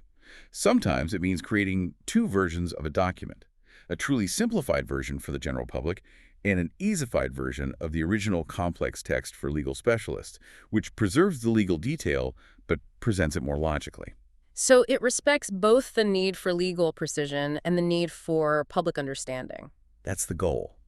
And underlying all of this is the idea that for lay people to engage effectively with the law, they need more than just basic reading skills. They need what's called discursive competence. Discursive competence. Break that down for us. It's basically the ability to use language effectively within the specific context of the legal system. It has roughly three parts. First, textual competence. Do you actually understand the words and sentences? The basic comprehension level. Second, generic competence. Do you understand the different types of legal documents and interactions? Do you know what's expected in a witness statement versus an affidavit? Do you understand the format, the tone, the purpose of different legal genres? Knowing the rules of the game, essentially. Yes. And third, maybe the most challenging, is social competence. This is about navigating the interactions themselves. In court, for example. Exactly. Knowing how to answer questions effectively, especially under pressure. Understanding the power dynamics between lawyers, judges, witnesses. Knowing when you can speak, how to frame things, how to negotiate meaning in that very formal, often adversarial environment. If you lack any of these, the whole system can feel overwhelming and alienating. Which leads us directly into the third stream, communication in the legal process. What are some key problem areas here? One classic example is jury instructions. These are notoriously difficult for jurors to understand. Why is that? Is it just the legalese again? It's partly the legalese. Yes, the language is complex, full of conditional clauses, abstract concepts, but there's a compounding problem. The modality. The instructions are written documents designed to be read and reread, but they are delivered to the jury orally. The judge reads them out loud. So jurors have to process this incredibly dense written style language by listening to it just once. Exactly. They can't pause, they can't rewind, they can't easily check back. They have to comprehend and retain this complex legal information in real time through listening alone. It's a massive cognitive load. No wonder juries sometimes get confused. What about communication before the trial, like police interviews? That's another critical area. The sources highlight the PEACE model for police interviewing, which is widely adopted in the UK and elsewhere. It stands for planning and preparation, engage and explain, account, closure, and evaluation. And the goal is ethical interviewing, to avoid mistakes. Precisely. It's designed as an ethical framework to gather accurate information and avoid coercive practices that can lead to false confessions or unreliable testimony ultimately, to prevent miscarriages of justice. And the techniques within PEACE adapt to the person being interviewed. How so? Well, for cooperative witnesses or victims, the recommended approach is often the cognitive interview, CI. This focuses heavily on building rapport, using very open-ended questions and employing memory-enhancing techniques, like asking the witness to mentally reinstate the context of the event, what they were seeing, hearing, feeling at the time, to jog their memory. Trying to get the most complete, accurate account. What about suspects or people who are reluctant to talk? For those situations, officers might use conversation management, CMA. This is different. It's more strategic. It uses conversational principles to build rapport gradually, manage the topic, and encourage the person to provide an account, perhaps bit by bit, without overt pressure or leading questions. It's more about navigating resistance skillfully. Two different tools for different situations under the same ethical umbrella. Okay, one last point in this section. The experience of a witness actually testifying in court. Why do their stories often seem so fragmented and disjointed? This is the problem of courtroom narrative fragmentation. The core reason is that the legal system prioritizes what's called legal coherence over narrative coherence. Meaning, the court wants information presented in a way that directly addresses the specific legal points at issue in the case, following the structure of the law or the arguments being made. It doesn't necessarily care about the witness telling their story in a way that makes sense chronologically or emotionally to them. So the lawyer's questions dictate the order and structure, breaking up the witness's natural flow. Exactly. Testimony is overwhelmingly structured by the question-answer format. The lawyer controls the topic, the pace, what information comes out when. The witness rarely gets to just stand up and tell their story from beginning to end in their own words. And their story might have already changed through retelling it before court. Yes, that's another layer. By the time a witness testifies, their account has likely been told and retold multiple times to police, in depositions, to lawyers. Each retelling potentially shapes and fragments the memory. So the courtroom testimony isn't a spontaneous narrative. It's the latest installment in an ongoing, often lawyer-managed construction of events, which can make it very hard for the witness to present a simple, coherent, personal story. Okay, we're shifting focus again. Back from the external pressures of the courtroom to the internal landscape of the mind, but this time, looking at the fascinating reality of having and using more than one language. This section really challenges some older ways of thinking, doesn't it? It absolutely does. It throws out the old idea that monolingualism is the default or the norm, and that bilingualism is somehow an exception or even a problem. We're introduced to concepts like the dynamic multidimensional model, or DMM. And a key term here is translanguaging. That sounds complex. What does it mean? It's actually a really liberating concept. Ofagay, Garcia, and Reed define it as how speakers use their entire linguistic repertoire, all the languages, dialects, registers they know, to make meaning, without worrying about the artificial boundaries we draw between named languages like English or Spanish. An entire repertoire. So that includes everything, even bits and pieces of languages, different ways of speaking in different situations? Everything. Your formal language, your informal language, the technical jargon you know for work, the slang you use with friends, maybe multiple languages you know to varying degrees. It recognizes that everyone has a unique linguistic background, their idiolect. Even someone who calls themselves monolingual uses different styles and vocabularies. How does this change how we view language competence? If someone only knows how to order food in Italian but can discuss astrophysics in German? Translanguaging reframes that not as a deficit in Italian, but as having different resources within your single linguistic system.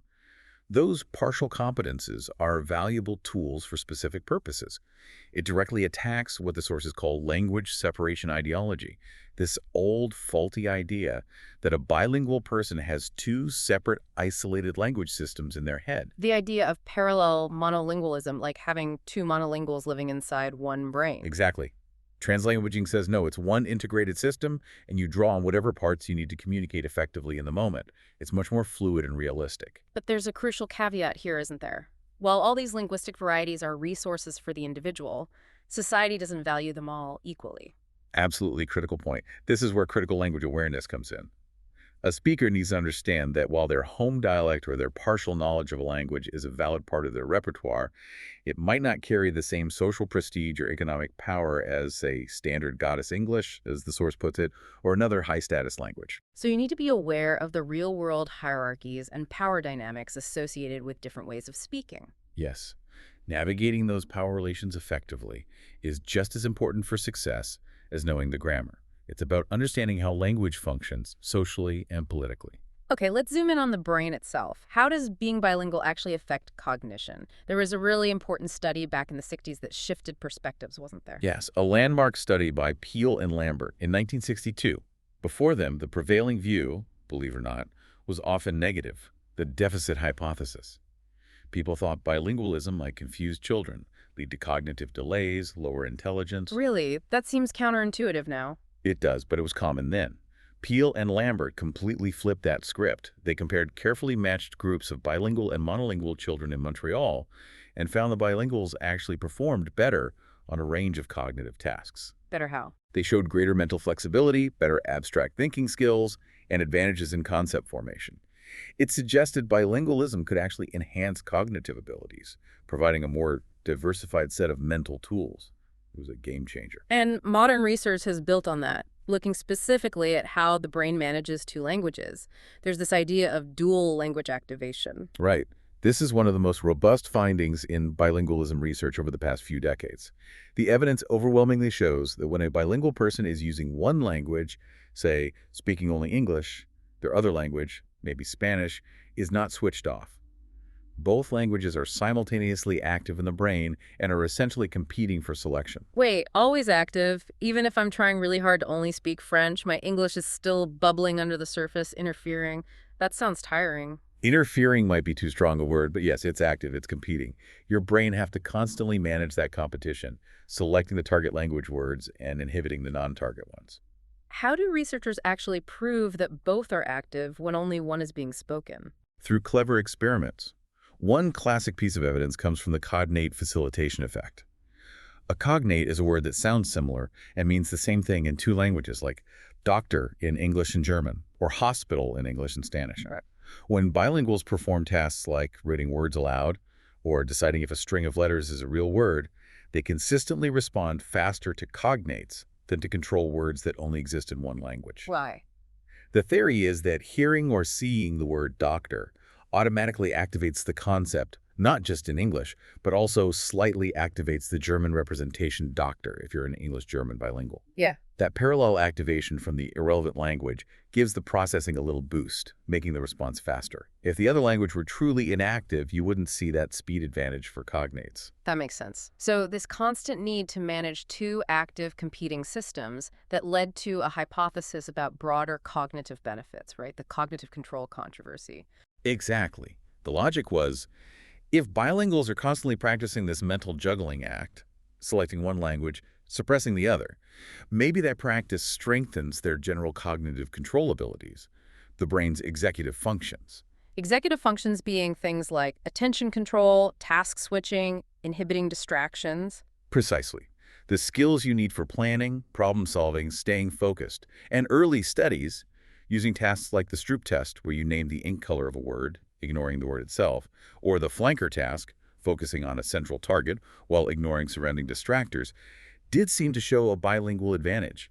Bilinguals often perform better, especially older bilinguals. But you called it a controversy. Why? Did the findings not hold up? The problem has been reliability, especially with younger, healthy adults. Many studies fail to replicate the advantage. It turns out that simply comparing monolinguals and bilinguals as two monolithic groups was too simplistic. Why? Too much variation within the bilingual group. Huge variation. How proficient are they? When did they learn the second language? How often do they use each language? In what contexts? Also, some argued the tasks used in early studies weren't sensitive enough to pick up subtle differences in peak-performing young adults, a ceiling effect. So the idea of a guaranteed, universal cognitive advantage just from being bilingual has become much more nuanced. Okay, so if it's not just being bilingual, what is the crucial factor according to newer research? You mentioned context being more important than just proficiency. Yes, this is really the cutting edge. Emerging evidence suggests that the cognitive benefits, particularly in executive control, might be more strongly linked to how bilinguals use their languages in daily life, specifically the interactional context. Meaning? Meaning it seems to matter if you regularly have to switch languages depending on who you're talking to. Think about growing up in a household where you speak one language exclusively with your mother and another exclusively with your father. Okay, so you're constantly monitoring the situation and selecting the appropriate language for that specific person. Exactly. That kind of social environment demands a high level of monitoring, inhibition, suppressing the other language, and flexible switching. The hypothesis is that this specific type of language use experience, this dual language context requiring constant speaker-dependent switching, might be the key factor driving enhancements in cognitive control, more so than just being highly proficient or having learned languages early. That's fascinating. It's the social demands of language use shaping the brain. So, given all this complexity and variation, how do researchers actually measure or characterize someone's language experience? Simply ticking a bilingual box isn't enough. Definitely not. The field has moved strongly towards using continuous measures rather than simple categories. We need to capture the shades of gray. How do they do that? Two main ways. First, detailed language history questionnaires, LHQs. These ask about everything. When you learned each language, where you learned it, home, school, immersion, how much you use each language now in different settings, speaking, reading, writing, your own perceived proficiency levels, your attitudes. It builds a rich, multidimensional picture. But you have to be careful with self-reported proficiency, right? People aren't always accurate judges of their own skills. Absolutely. There's a known issue of self-report bias, and it can even vary culturally. The source gives a great example. Studies found that Chinese English bilinguals who rated their English proficiency at a certain level tended to score objectively much higher on tests than Spanish English bilinguals who gave themselves the same self-rating. Cultural norms about modesty or confidence can influence self-perception. So questionnaires give context, but you need objective measures too. Yes, ideally. Researchers often use quick, lab-based tasks as proxies for proficiency, particularly verbal fluency tasks. What do those involve? There are two common types. Semantic fluency. You're given a category like animals or fruits, and you have to name as many items as you can in, say, 60 seconds. This taps into how well your vocabulary for that category is organized and accessible. Okay, and the other type? Letter fluency, or phonemic fluency. You're given a letter, like F or S, and you have to name as many words as possible, starting with that letter in a set time, excluding proper nouns or variations of the same word. This is thought to tap more into executive control processes as well as lexical access, as you have to search your mental lexicon while inhibiting words that don't fit the role. So by combining the rich background from the LHQ with these more objective continuous fluency scores, researchers get a much more detailed and reliable picture of an individual's unique multilingual profile. Exactly. It moves us beyond simplistic labels and helps us understand the real diversity of language experience and its effects. #TagVV, conclusion, and final thought. Wow, we have covered a phenomenal amount of ground today. We set out to distill the core insights from these three essential areas of applied linguistics: inquiry, the learner, the law, and multilingualism, and I think we've really hit the key points. We definitely have. We've gone from the internal world of the learner, their styles, strategies, the crucial role of motivation, and that ideal L2 self. Then plunged into the high-stakes world of forensic linguistics, how language works as evidence, the challenges of legalese, the complexities of communication in police interviews and courtrooms. And finally, we explored the dynamic reality of the multilingual mind, challenging old myths, looking at translanguaging, how languages are always active, and the latest thinking on cognitive effects being tied to interactional context. If we simple back to that elephant metaphor from the beginning. Yeah, I think we've examined the trunk, the active strategic learner. We felt tough-skinned the need for discursive competence and careful analysis in legal language, and we've peeked inside the brain the interconnected, dynamic nature of multilingual cognition. They really are all parts of one complex whole. The big takeaway for me across all three areas seems to be about active engagement and awareness. Success isn't passive. It requires strategy, self-management, understanding context, whether that's your own learning style or the power dynamics in a courtroom. I agree. And the modern view really celebrates multilingualism not as a problem, but as a resource, a cognitive reality. But it's a resource that requires conscious management, managing your own motivation internally, and navigating those social hierarchies externally through critical awareness. Okay, so for our final provocative thought, something drawn from the sources for you, the listener, to mull over, the future of multilingualism. It's often discussed in terms of technology. The idea that advanced machine translation will just solve the problem of different languages, making human language learning less necessary. Right. But the sources raise a crucial warning flag here.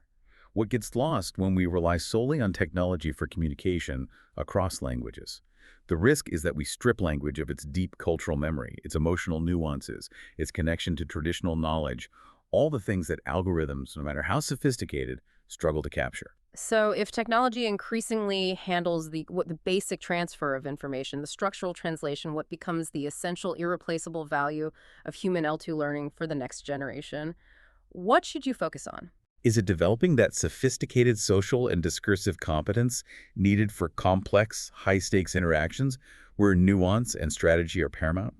Things like negotiating meaning, persuading, understanding implicit cues, things machines are still very poor at. Or perhaps is the core value shifting towards deploying that critical language awareness?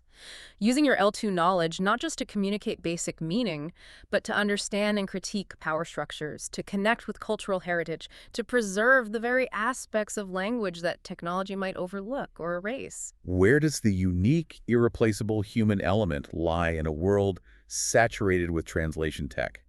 That's the challenge and the opportunity for learners today. Something for you to really think about. Definitely food for thought. We hope this deep dive has given you valuable insights into the learner, the law, and the lexicon. Thank you for joining us. Thanks, everyone. We look forward to seeing you on the next deep dive. Welcome back to the deep dive. We spent time looking at the nuts and bolts, grammar, vocabulary. Foundations. Exactly. But now we're shifting gears. We want to understand how language actually gets used out there in the real world. Right. And for this deep dive, we're really digging into part 3 of the source material.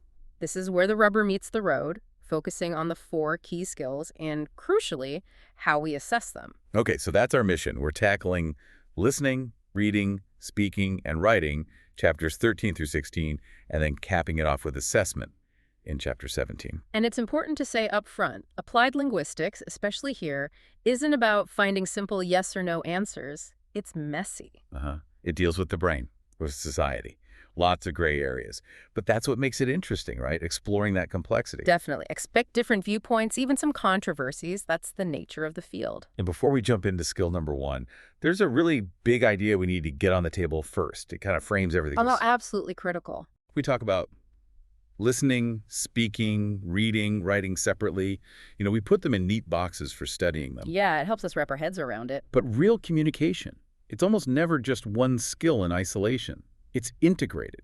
That's the fundamental truth. I mean, think about it. You listen to a lecture, you take notes, that's listening and writing. You read an email, then you call the person reading and speaking. Or even just chatting, you're speaking, listening, watching body language, processing it all at once. Exactly. So while we'll break them down today, remember they all weave together in practice. It's a cognitive shortcut for us, the separation, not how language truly operates. Got it.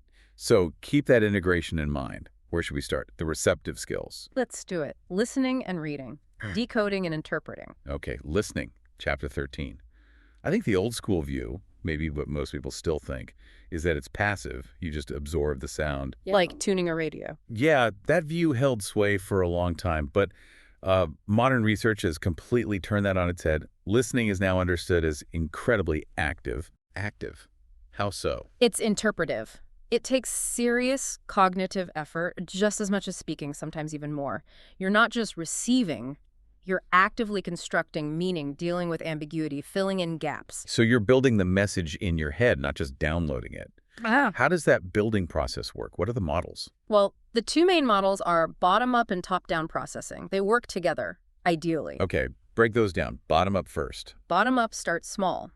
It's about the raw data, the sounds, discriminating between similar sounds like ship and sheep, identifying word boundaries, where does one word stop and the next start in that stream of sound, parsing the grammar of the sentence. It's the decoding part. Sounds crucial, especially for language learners dealing with fast speech or background noise. Absolutely fundamental. Then you have top-down processing. This is more holistic. It starts with your expectations, your prior knowledge. Like schemas. Exactly. You use your knowledge of the topic, the context, the speaker, to predict what's likely being said and to interpret it. If a professor starts with, today's lecture is on photosynthesis, your brain activates everything you know about plants and biology. Right, it primes you. That seems super efficient, but I can also see how it could lead you astray if you expect one thing and hear something slightly different. Precisely. And that's where we see strategy conflicts, especially highlighted in research like Fields from 2004. It's fascinating. What did Field do? He played sentences to L2 learners containing unfamiliar words that sounded very similar to common expected words. Imagine hearing he decided to shirk his responsibilities when context might suggest the much more common word, work. Okay, so phonetically it's shirk, but work fits the expected meaning better. What happened? Well, it depended on the listener's skill level. The less skilled listeners, who Field called lexical listeners, basically ignored the phonetic evidence. They heard shirk, but processed it as work. Pretty much. They prioritized making sense of the sentence based on their expectations, even if it meant mishearing the actual word. They let their top-down assumptions override the bottom-up sound input. Wow. So they'd rather be wrong about the sound, but feel like they understood the gist. Exactly. Whereas the more skilled listeners, the phonological listeners, were better able to say, hold on, that word sounds unfamiliar.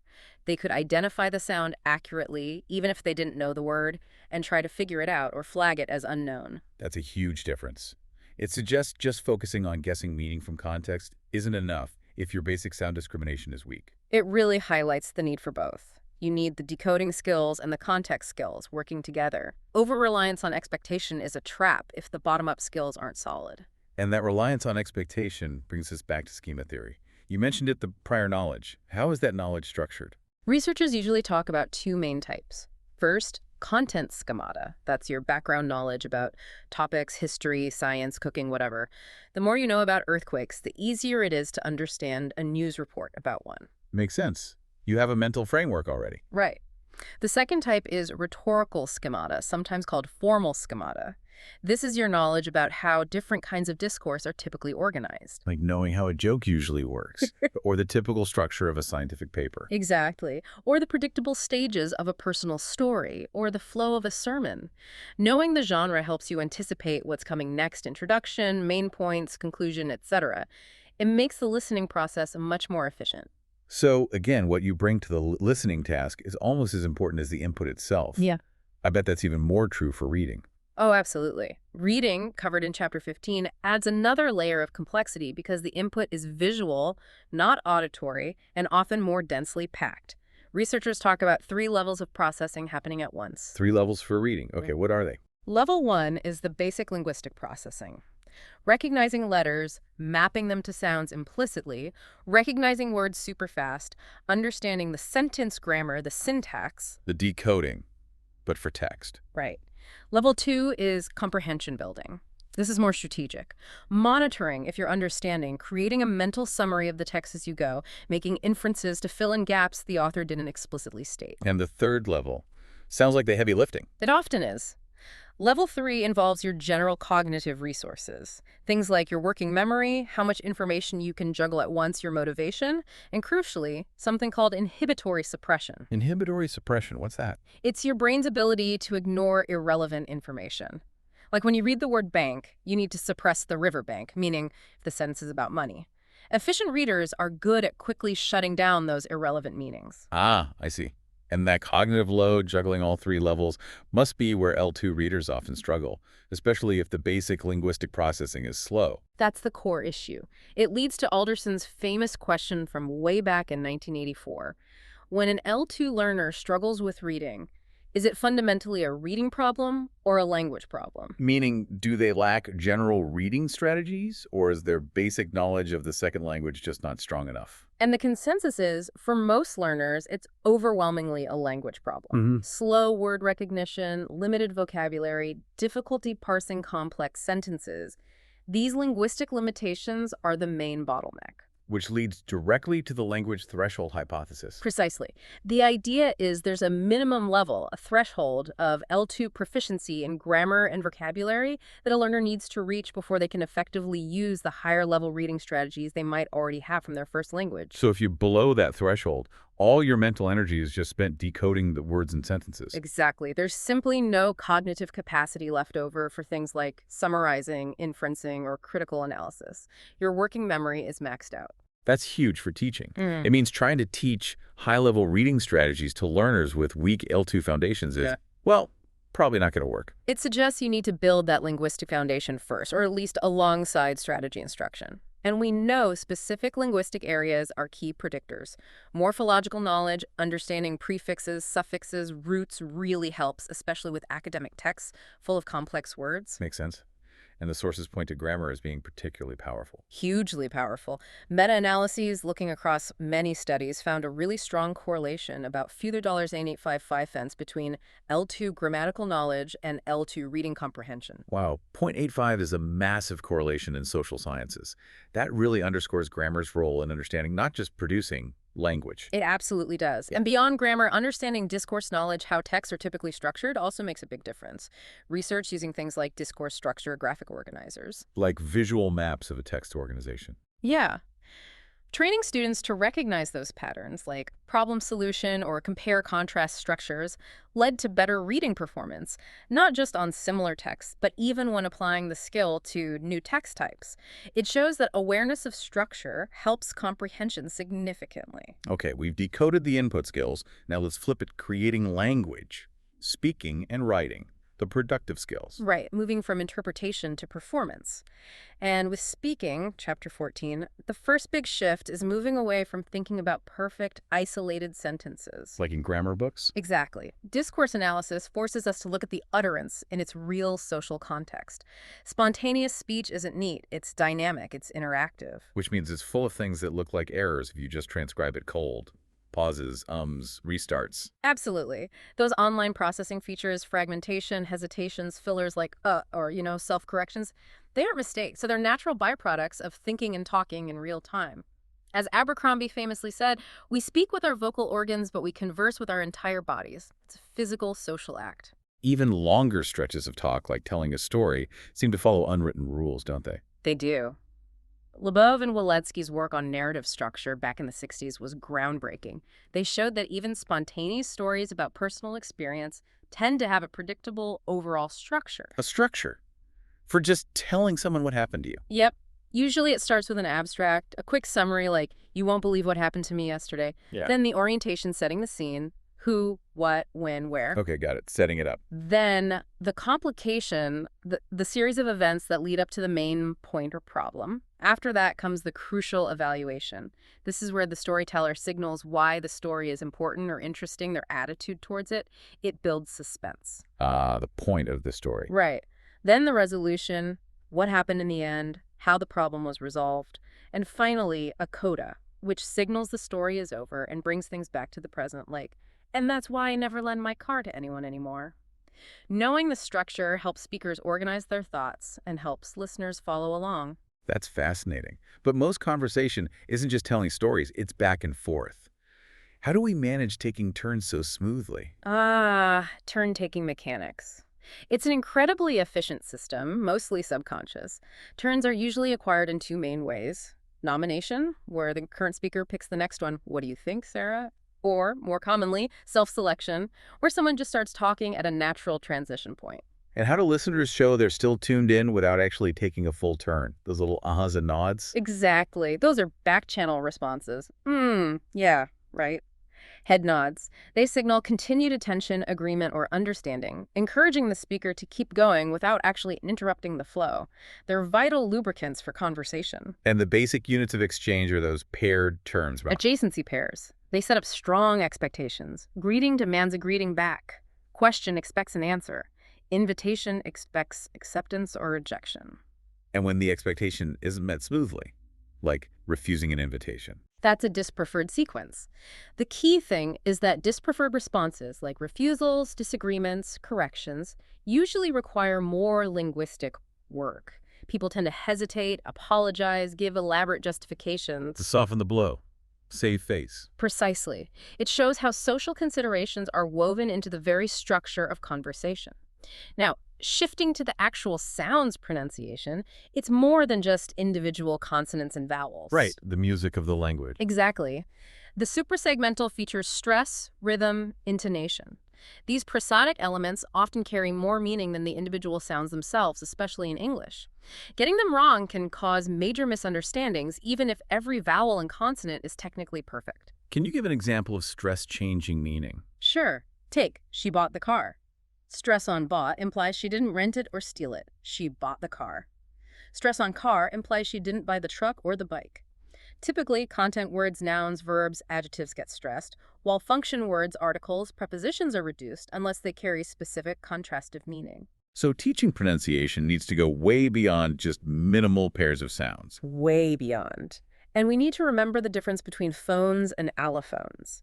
We think infomos, the abstract sound units that distinguish meaning, like PVSB, but we speak in allophones, the slightly different physical variations of those sounds, depending on context, like the puff of air after P in pin, but not in spin.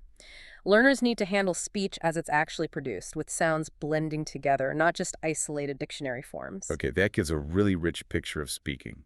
Let's move to writing, chapter 16. It feels very different, usually planned, maybe more solitary. It is different in many ways. Writing is complex partly because the word means two things: the finished text, the noun, and the act of creating it, the verb. And that act always happens within a rhetorical situation. The rhetorical situation Yeah, that involves the writer, the reader. exactly. The writer, the intended reader, the text itself, and the reality or topic being addressed. Effective writing means skillfully navigating the constraints and possibilities of that whole situation. And part of that navigation is how the writer presents themselves in the text. Yes, the concept of the writer's discursive identity. It's the persona, the self, that the writer constructs through their linguistic choices. It's co-created with the reader and shaped by the genre and the writer's previous work. You project a certain identity when writing an academic paper, a different one in a text message to a friend. And messing that up, like being too informal in a formal context, confuses the reader because it breaks the expected identity for that situation. That must be a huge challenge for L2 writers. A massive challenge. They're often juggling learning the language itself while also learning these complex, often implicit, social and rhetorical rules. And it's crucial to remember, as Licky famously said, no one is a native speaker of writing. Meaning it's not acquired naturally like speed. Right, it almost always requires explicit instruction. And the L2 writing population is incredibly diverse international students, ESL, learners in their home countries, EFL, people learning a third or fourth language, L3 writers. They all bring different backgrounds and needs to the table. How has teaching L2 writing evolved to address these challenges? What are the main approaches? Well, historically, one of the early influential approaches was contrastive rhetoric. The focus was on the finished product. Comparing writing across cultures. Yeah. The idea was that patterns of thought from a writer's L1 culture might show up in their L2 writing, leading to organizational structures that seem different or illogical from, say, an English perspective. So comparing English paragraph structures to those common in Arabic or Japanese writing, for instance. Okay, focusing on fixing those perceived L1-based differences. What came next? Then came a major shift with the process approach. The focus moved away from just the final text to the writer's actions during composition. How they actually wrote it. Exactly. Studying the strategies writers use: planning, drafting, getting feedback, revising, delaying editing until ideas are down. Teaching focused on developing these composing strategies, seeing writing as problem solving. And more recently, especially in universities. That's the domain of English for academic purposes. EAP. Think swales and genre analysis. EAP focuses on the specific types of writing needed for success in academic or professional settings: lab reports, essays, research articles, grant proposals. So it's about learning the rules of the specific academic game. Pretty much. It aims to socialize students into the specific expectations of their discourse community, teaching them the conventional ways to structure arguments, use evidence, and adopt the appropriate tone for that specific genre. So we've got the 4 skills mapped out, but just knowing about them isn't enough. How do people actually get better?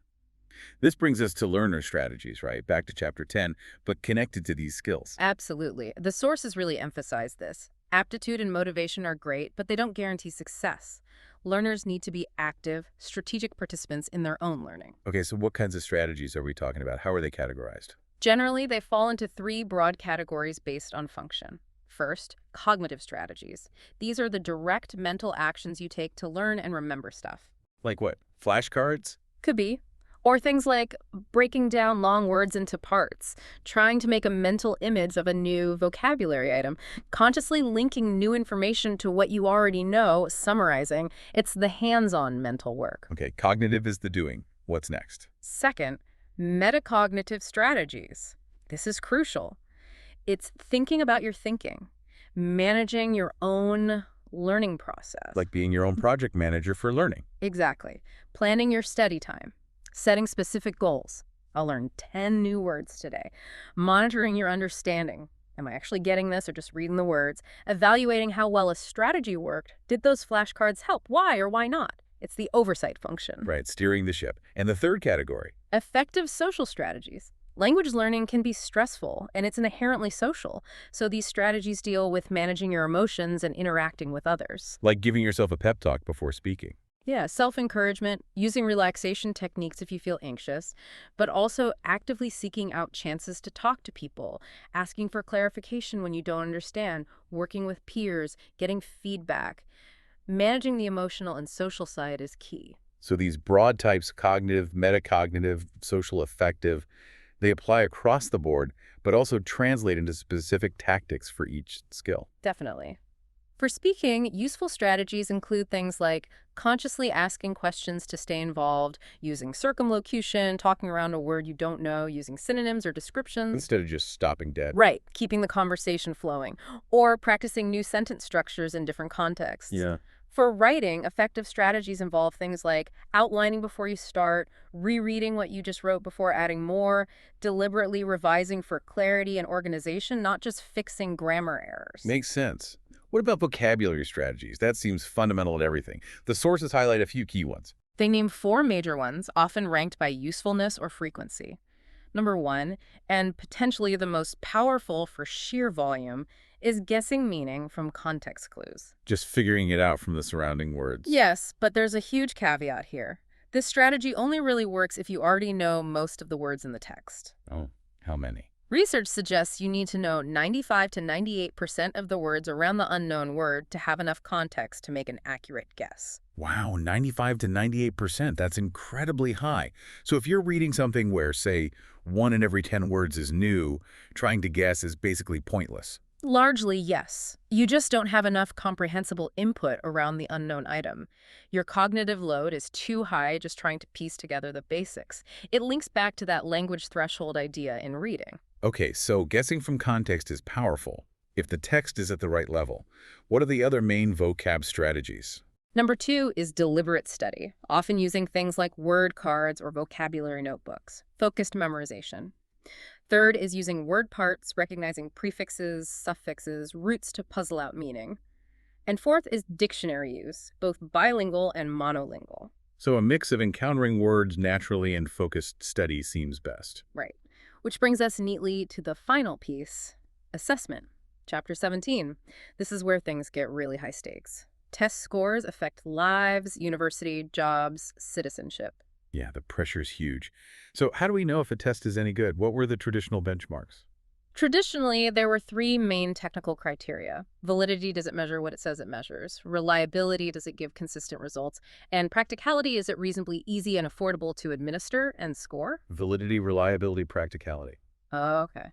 But I gather things got more complicated. Oh, yes. Samuel Messick's work in 1989 fundamentally changed the game, especially regarding validity. He argued validity isn't just a property of the test itself. What is it then? It's about the interpretations and uses of the test scores. It's an argument you build. To argue a test use is valid, you have to consider way more than just the test items. You need to look at the social consequences of using the test, whether the score interpretations are appropriate for the specific group being tested, and the potential impact of the washback on teaching and learning. So a test could be technically reliable and seem to measure the right thing. But if using it leads to bad teaching or unfair decisions for certain groups, its validity is questionable. Exactly. Validity becomes this broad, integrated evaluation of the entire assessment process and its effects. It forces us to think about why we're testing and what happens as a result. To build that validity argument, you first need to be clear on what ability you're trying to measure, the construct. How's that defined?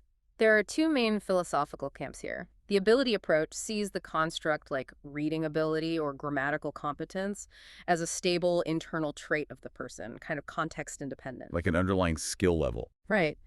The other view, often called the sociocognitive approach, sees ability as much more tied to the specific context and task. Technology has really pushed this view. How so? Well, if a writing test now involves typing on a computer, is the construct just writing ability? Or is it writing ability using a keyboard? If a listening test includes video, is the construct listening comprehension or listening comprehension aided by visual cues? The task itself helps define the construct being measured. It makes the constructs more specific, more tied to the real-world performance. Okay, let's get into the numbers a bit. How do test makers figure out if questions are working? Item difficulty. Yep. Item difficulty is a basic metric. It's just the percentage of test takers who got the item right. You use it along with item discrimination. Does the item separate high scores from low scores? To build a test that works. An item everyone gets right or everyone gets wrong isn't very useful for telling people apart. And telling people apart is the goal of some tests, but not all. Correct. That's the difference between norm reference tests and criterion reference tests. Norm reference tests aim to rank people relative to each other, think standardized uni entrance exams. Criterion reference tests measure whether someone meets a specific standard or criterion, regardless of how others do, like a pass-fail driving test or a mastery test for a course module. Crucial distinction. And correlational analysis helps link different measures. Yes, correlation tells us how strongly two sets of scores relate to each other. It's vital for validation. Say you develop a new, quick speaking test. You'd give it to a group along with a well-established, maybe longer validated speaking test. If the scores from both tests are highly correlated, it provides evidence that your new, quicker test is likely measuring the same underlying speaking ability. Got it. Now let's loop back to that term you mentioned earlier, washback. The effect of testing on teaching. Sounds like a minefield. It can be. It's often simplified into good washback, testing encourages good teaching, versus bad washback, teaching to the test. But the reality, shown in major studies, is way more complex. How is it more complex? If a test is designed to promote, say, communicative skills, shouldn't teachers just teach communicatively? You'd think so, but washback is heavily mediated by the whole educational system. A test can aim for positive change, but if teachers aren't trained in the new methods, if they don't have the right materials, if the administration doesn't support it, the intended washback might just not happen, or it could even be negative. The test alone often isn't powerful enough to drive change if the system resists. So assessment reform needs systemic support to actually work. Yeah. That makes sense. Given these complexities and the pressures of high-stakes tests, has there been a move towards other ways of assessing? Yes, definitely. There's been a significant push towards alternative assessment, often focusing on performance assessment and more qualitative ongoing monitoring. Things that look more like actual learning tasks. Exactly. Things like portfolios, where learners collect samples of their work over time, reflect on it, maybe using digital platforms like the European Language Portfolio. Also, learning journals, project work, presentations, peer assessment. What are the benefits of these alternatives? They usually align better with classroom activities. They can provide much richer diagnostic information to both the learner and the teacher. And because they're often less formal and threatening, they might elicit a more accurate picture of what the learner can really do. Managing portfolios used to seem like a nightmare of paperwork, but technology must help there now. Hugely. E-portfolios make it easy to include audio, video, multimedia projects alongside written work. While judging qualitative work consistently can be challenging, the benefits for learner motivation and providing a rounded picture are often seen as outweighing the difficulties. Okay, so weaving this all together, the technical aspects, the social consequences, the different methods, it seems everyone involved needs to understand this stuff. That's the final key point, the need for language assessment literacy, or LAL. Because test scores have such a big impact, everyone, teachers, administrators, policymakers, even students and parents, needs a basic understanding of what makes a good test, how scores should and shouldn't be interpreted, and the potential social and ethical issues involved. Without LAL, it's hard to have informed public discussion or make fair decisions. Wow. Okay, we have covered a lot of ground, from the tiny sounds in listening all the way up to the policy implications of large-scale testing. It's quite a journey, isn't it? But the core theme, I think, running through all 5 areas, listening, reading, speaking, writing, and assessment, is this idea of language use as active, interpretive, dynamic, and deeply integrated. Yeah, listening isn't passive reception. It's active construction. Reading isn't just decoding. It hits a language threshold before higher skills kick in. Speaking isn't perfect sentences. It's a messy, real-time, socially structured performance. Writing isn't just grammar, it's shaping an identity within a rhetorical situation. And assessment isn't just about getting a reliable number, it's about understanding the validity of the use of that number and its consequences in the real world. It has to grapple with that same complexity. So for you listening, what's the big takeaway here? Well, we started by saying that separating the skills is a useful analytical tool for us, but it's not how language works in reality. In the real world, everything blends together. Learning and using language is this seamless whole. Which leads to a final thought, maybe a bit provocative. Go for it. If real-world language success demands this integration of skills, this constant juggling of context, decoding, production, social awareness, does relying heavily on assessments that chop language up into isolated skills, discrete grammar points, reading passages divorced from context, speaking prompts that ignore real interaction, does that risk measuring just one small, easily testable part of the elephant? Instead of the whole living, breathing animal. Exactly. Are we testing the thing learners actually need to do with language or just the bits that are convenient to score? That's the multi-million-dollar question in language assessment, isn't it? Something to definitely mull over as you think about your own language journey and the tests you've encountered. A perfect place to leave it for today. Thanks for taking this deep dive. Được thành lập My 2018 pleasure. Thanks for bởi nhóm giáo viên We'll đã see you có next nhiều time. năm công tác tại các On trung the tâm deep lớn dive. uy tín ở thành phố Hồ Chí Minh. IELTS FOCUS không chỉ có các bạn học viên giỏi là các bạn tiến sĩ, bác sĩ, nghiên cứu sinh, các bạn học trường chuyên, mà còn có các bạn học sinh lớp thường đạt được điểm số IELTS và TOEIC cao nhờ vào phát triển được năng lực tiếng Anh thực thụ.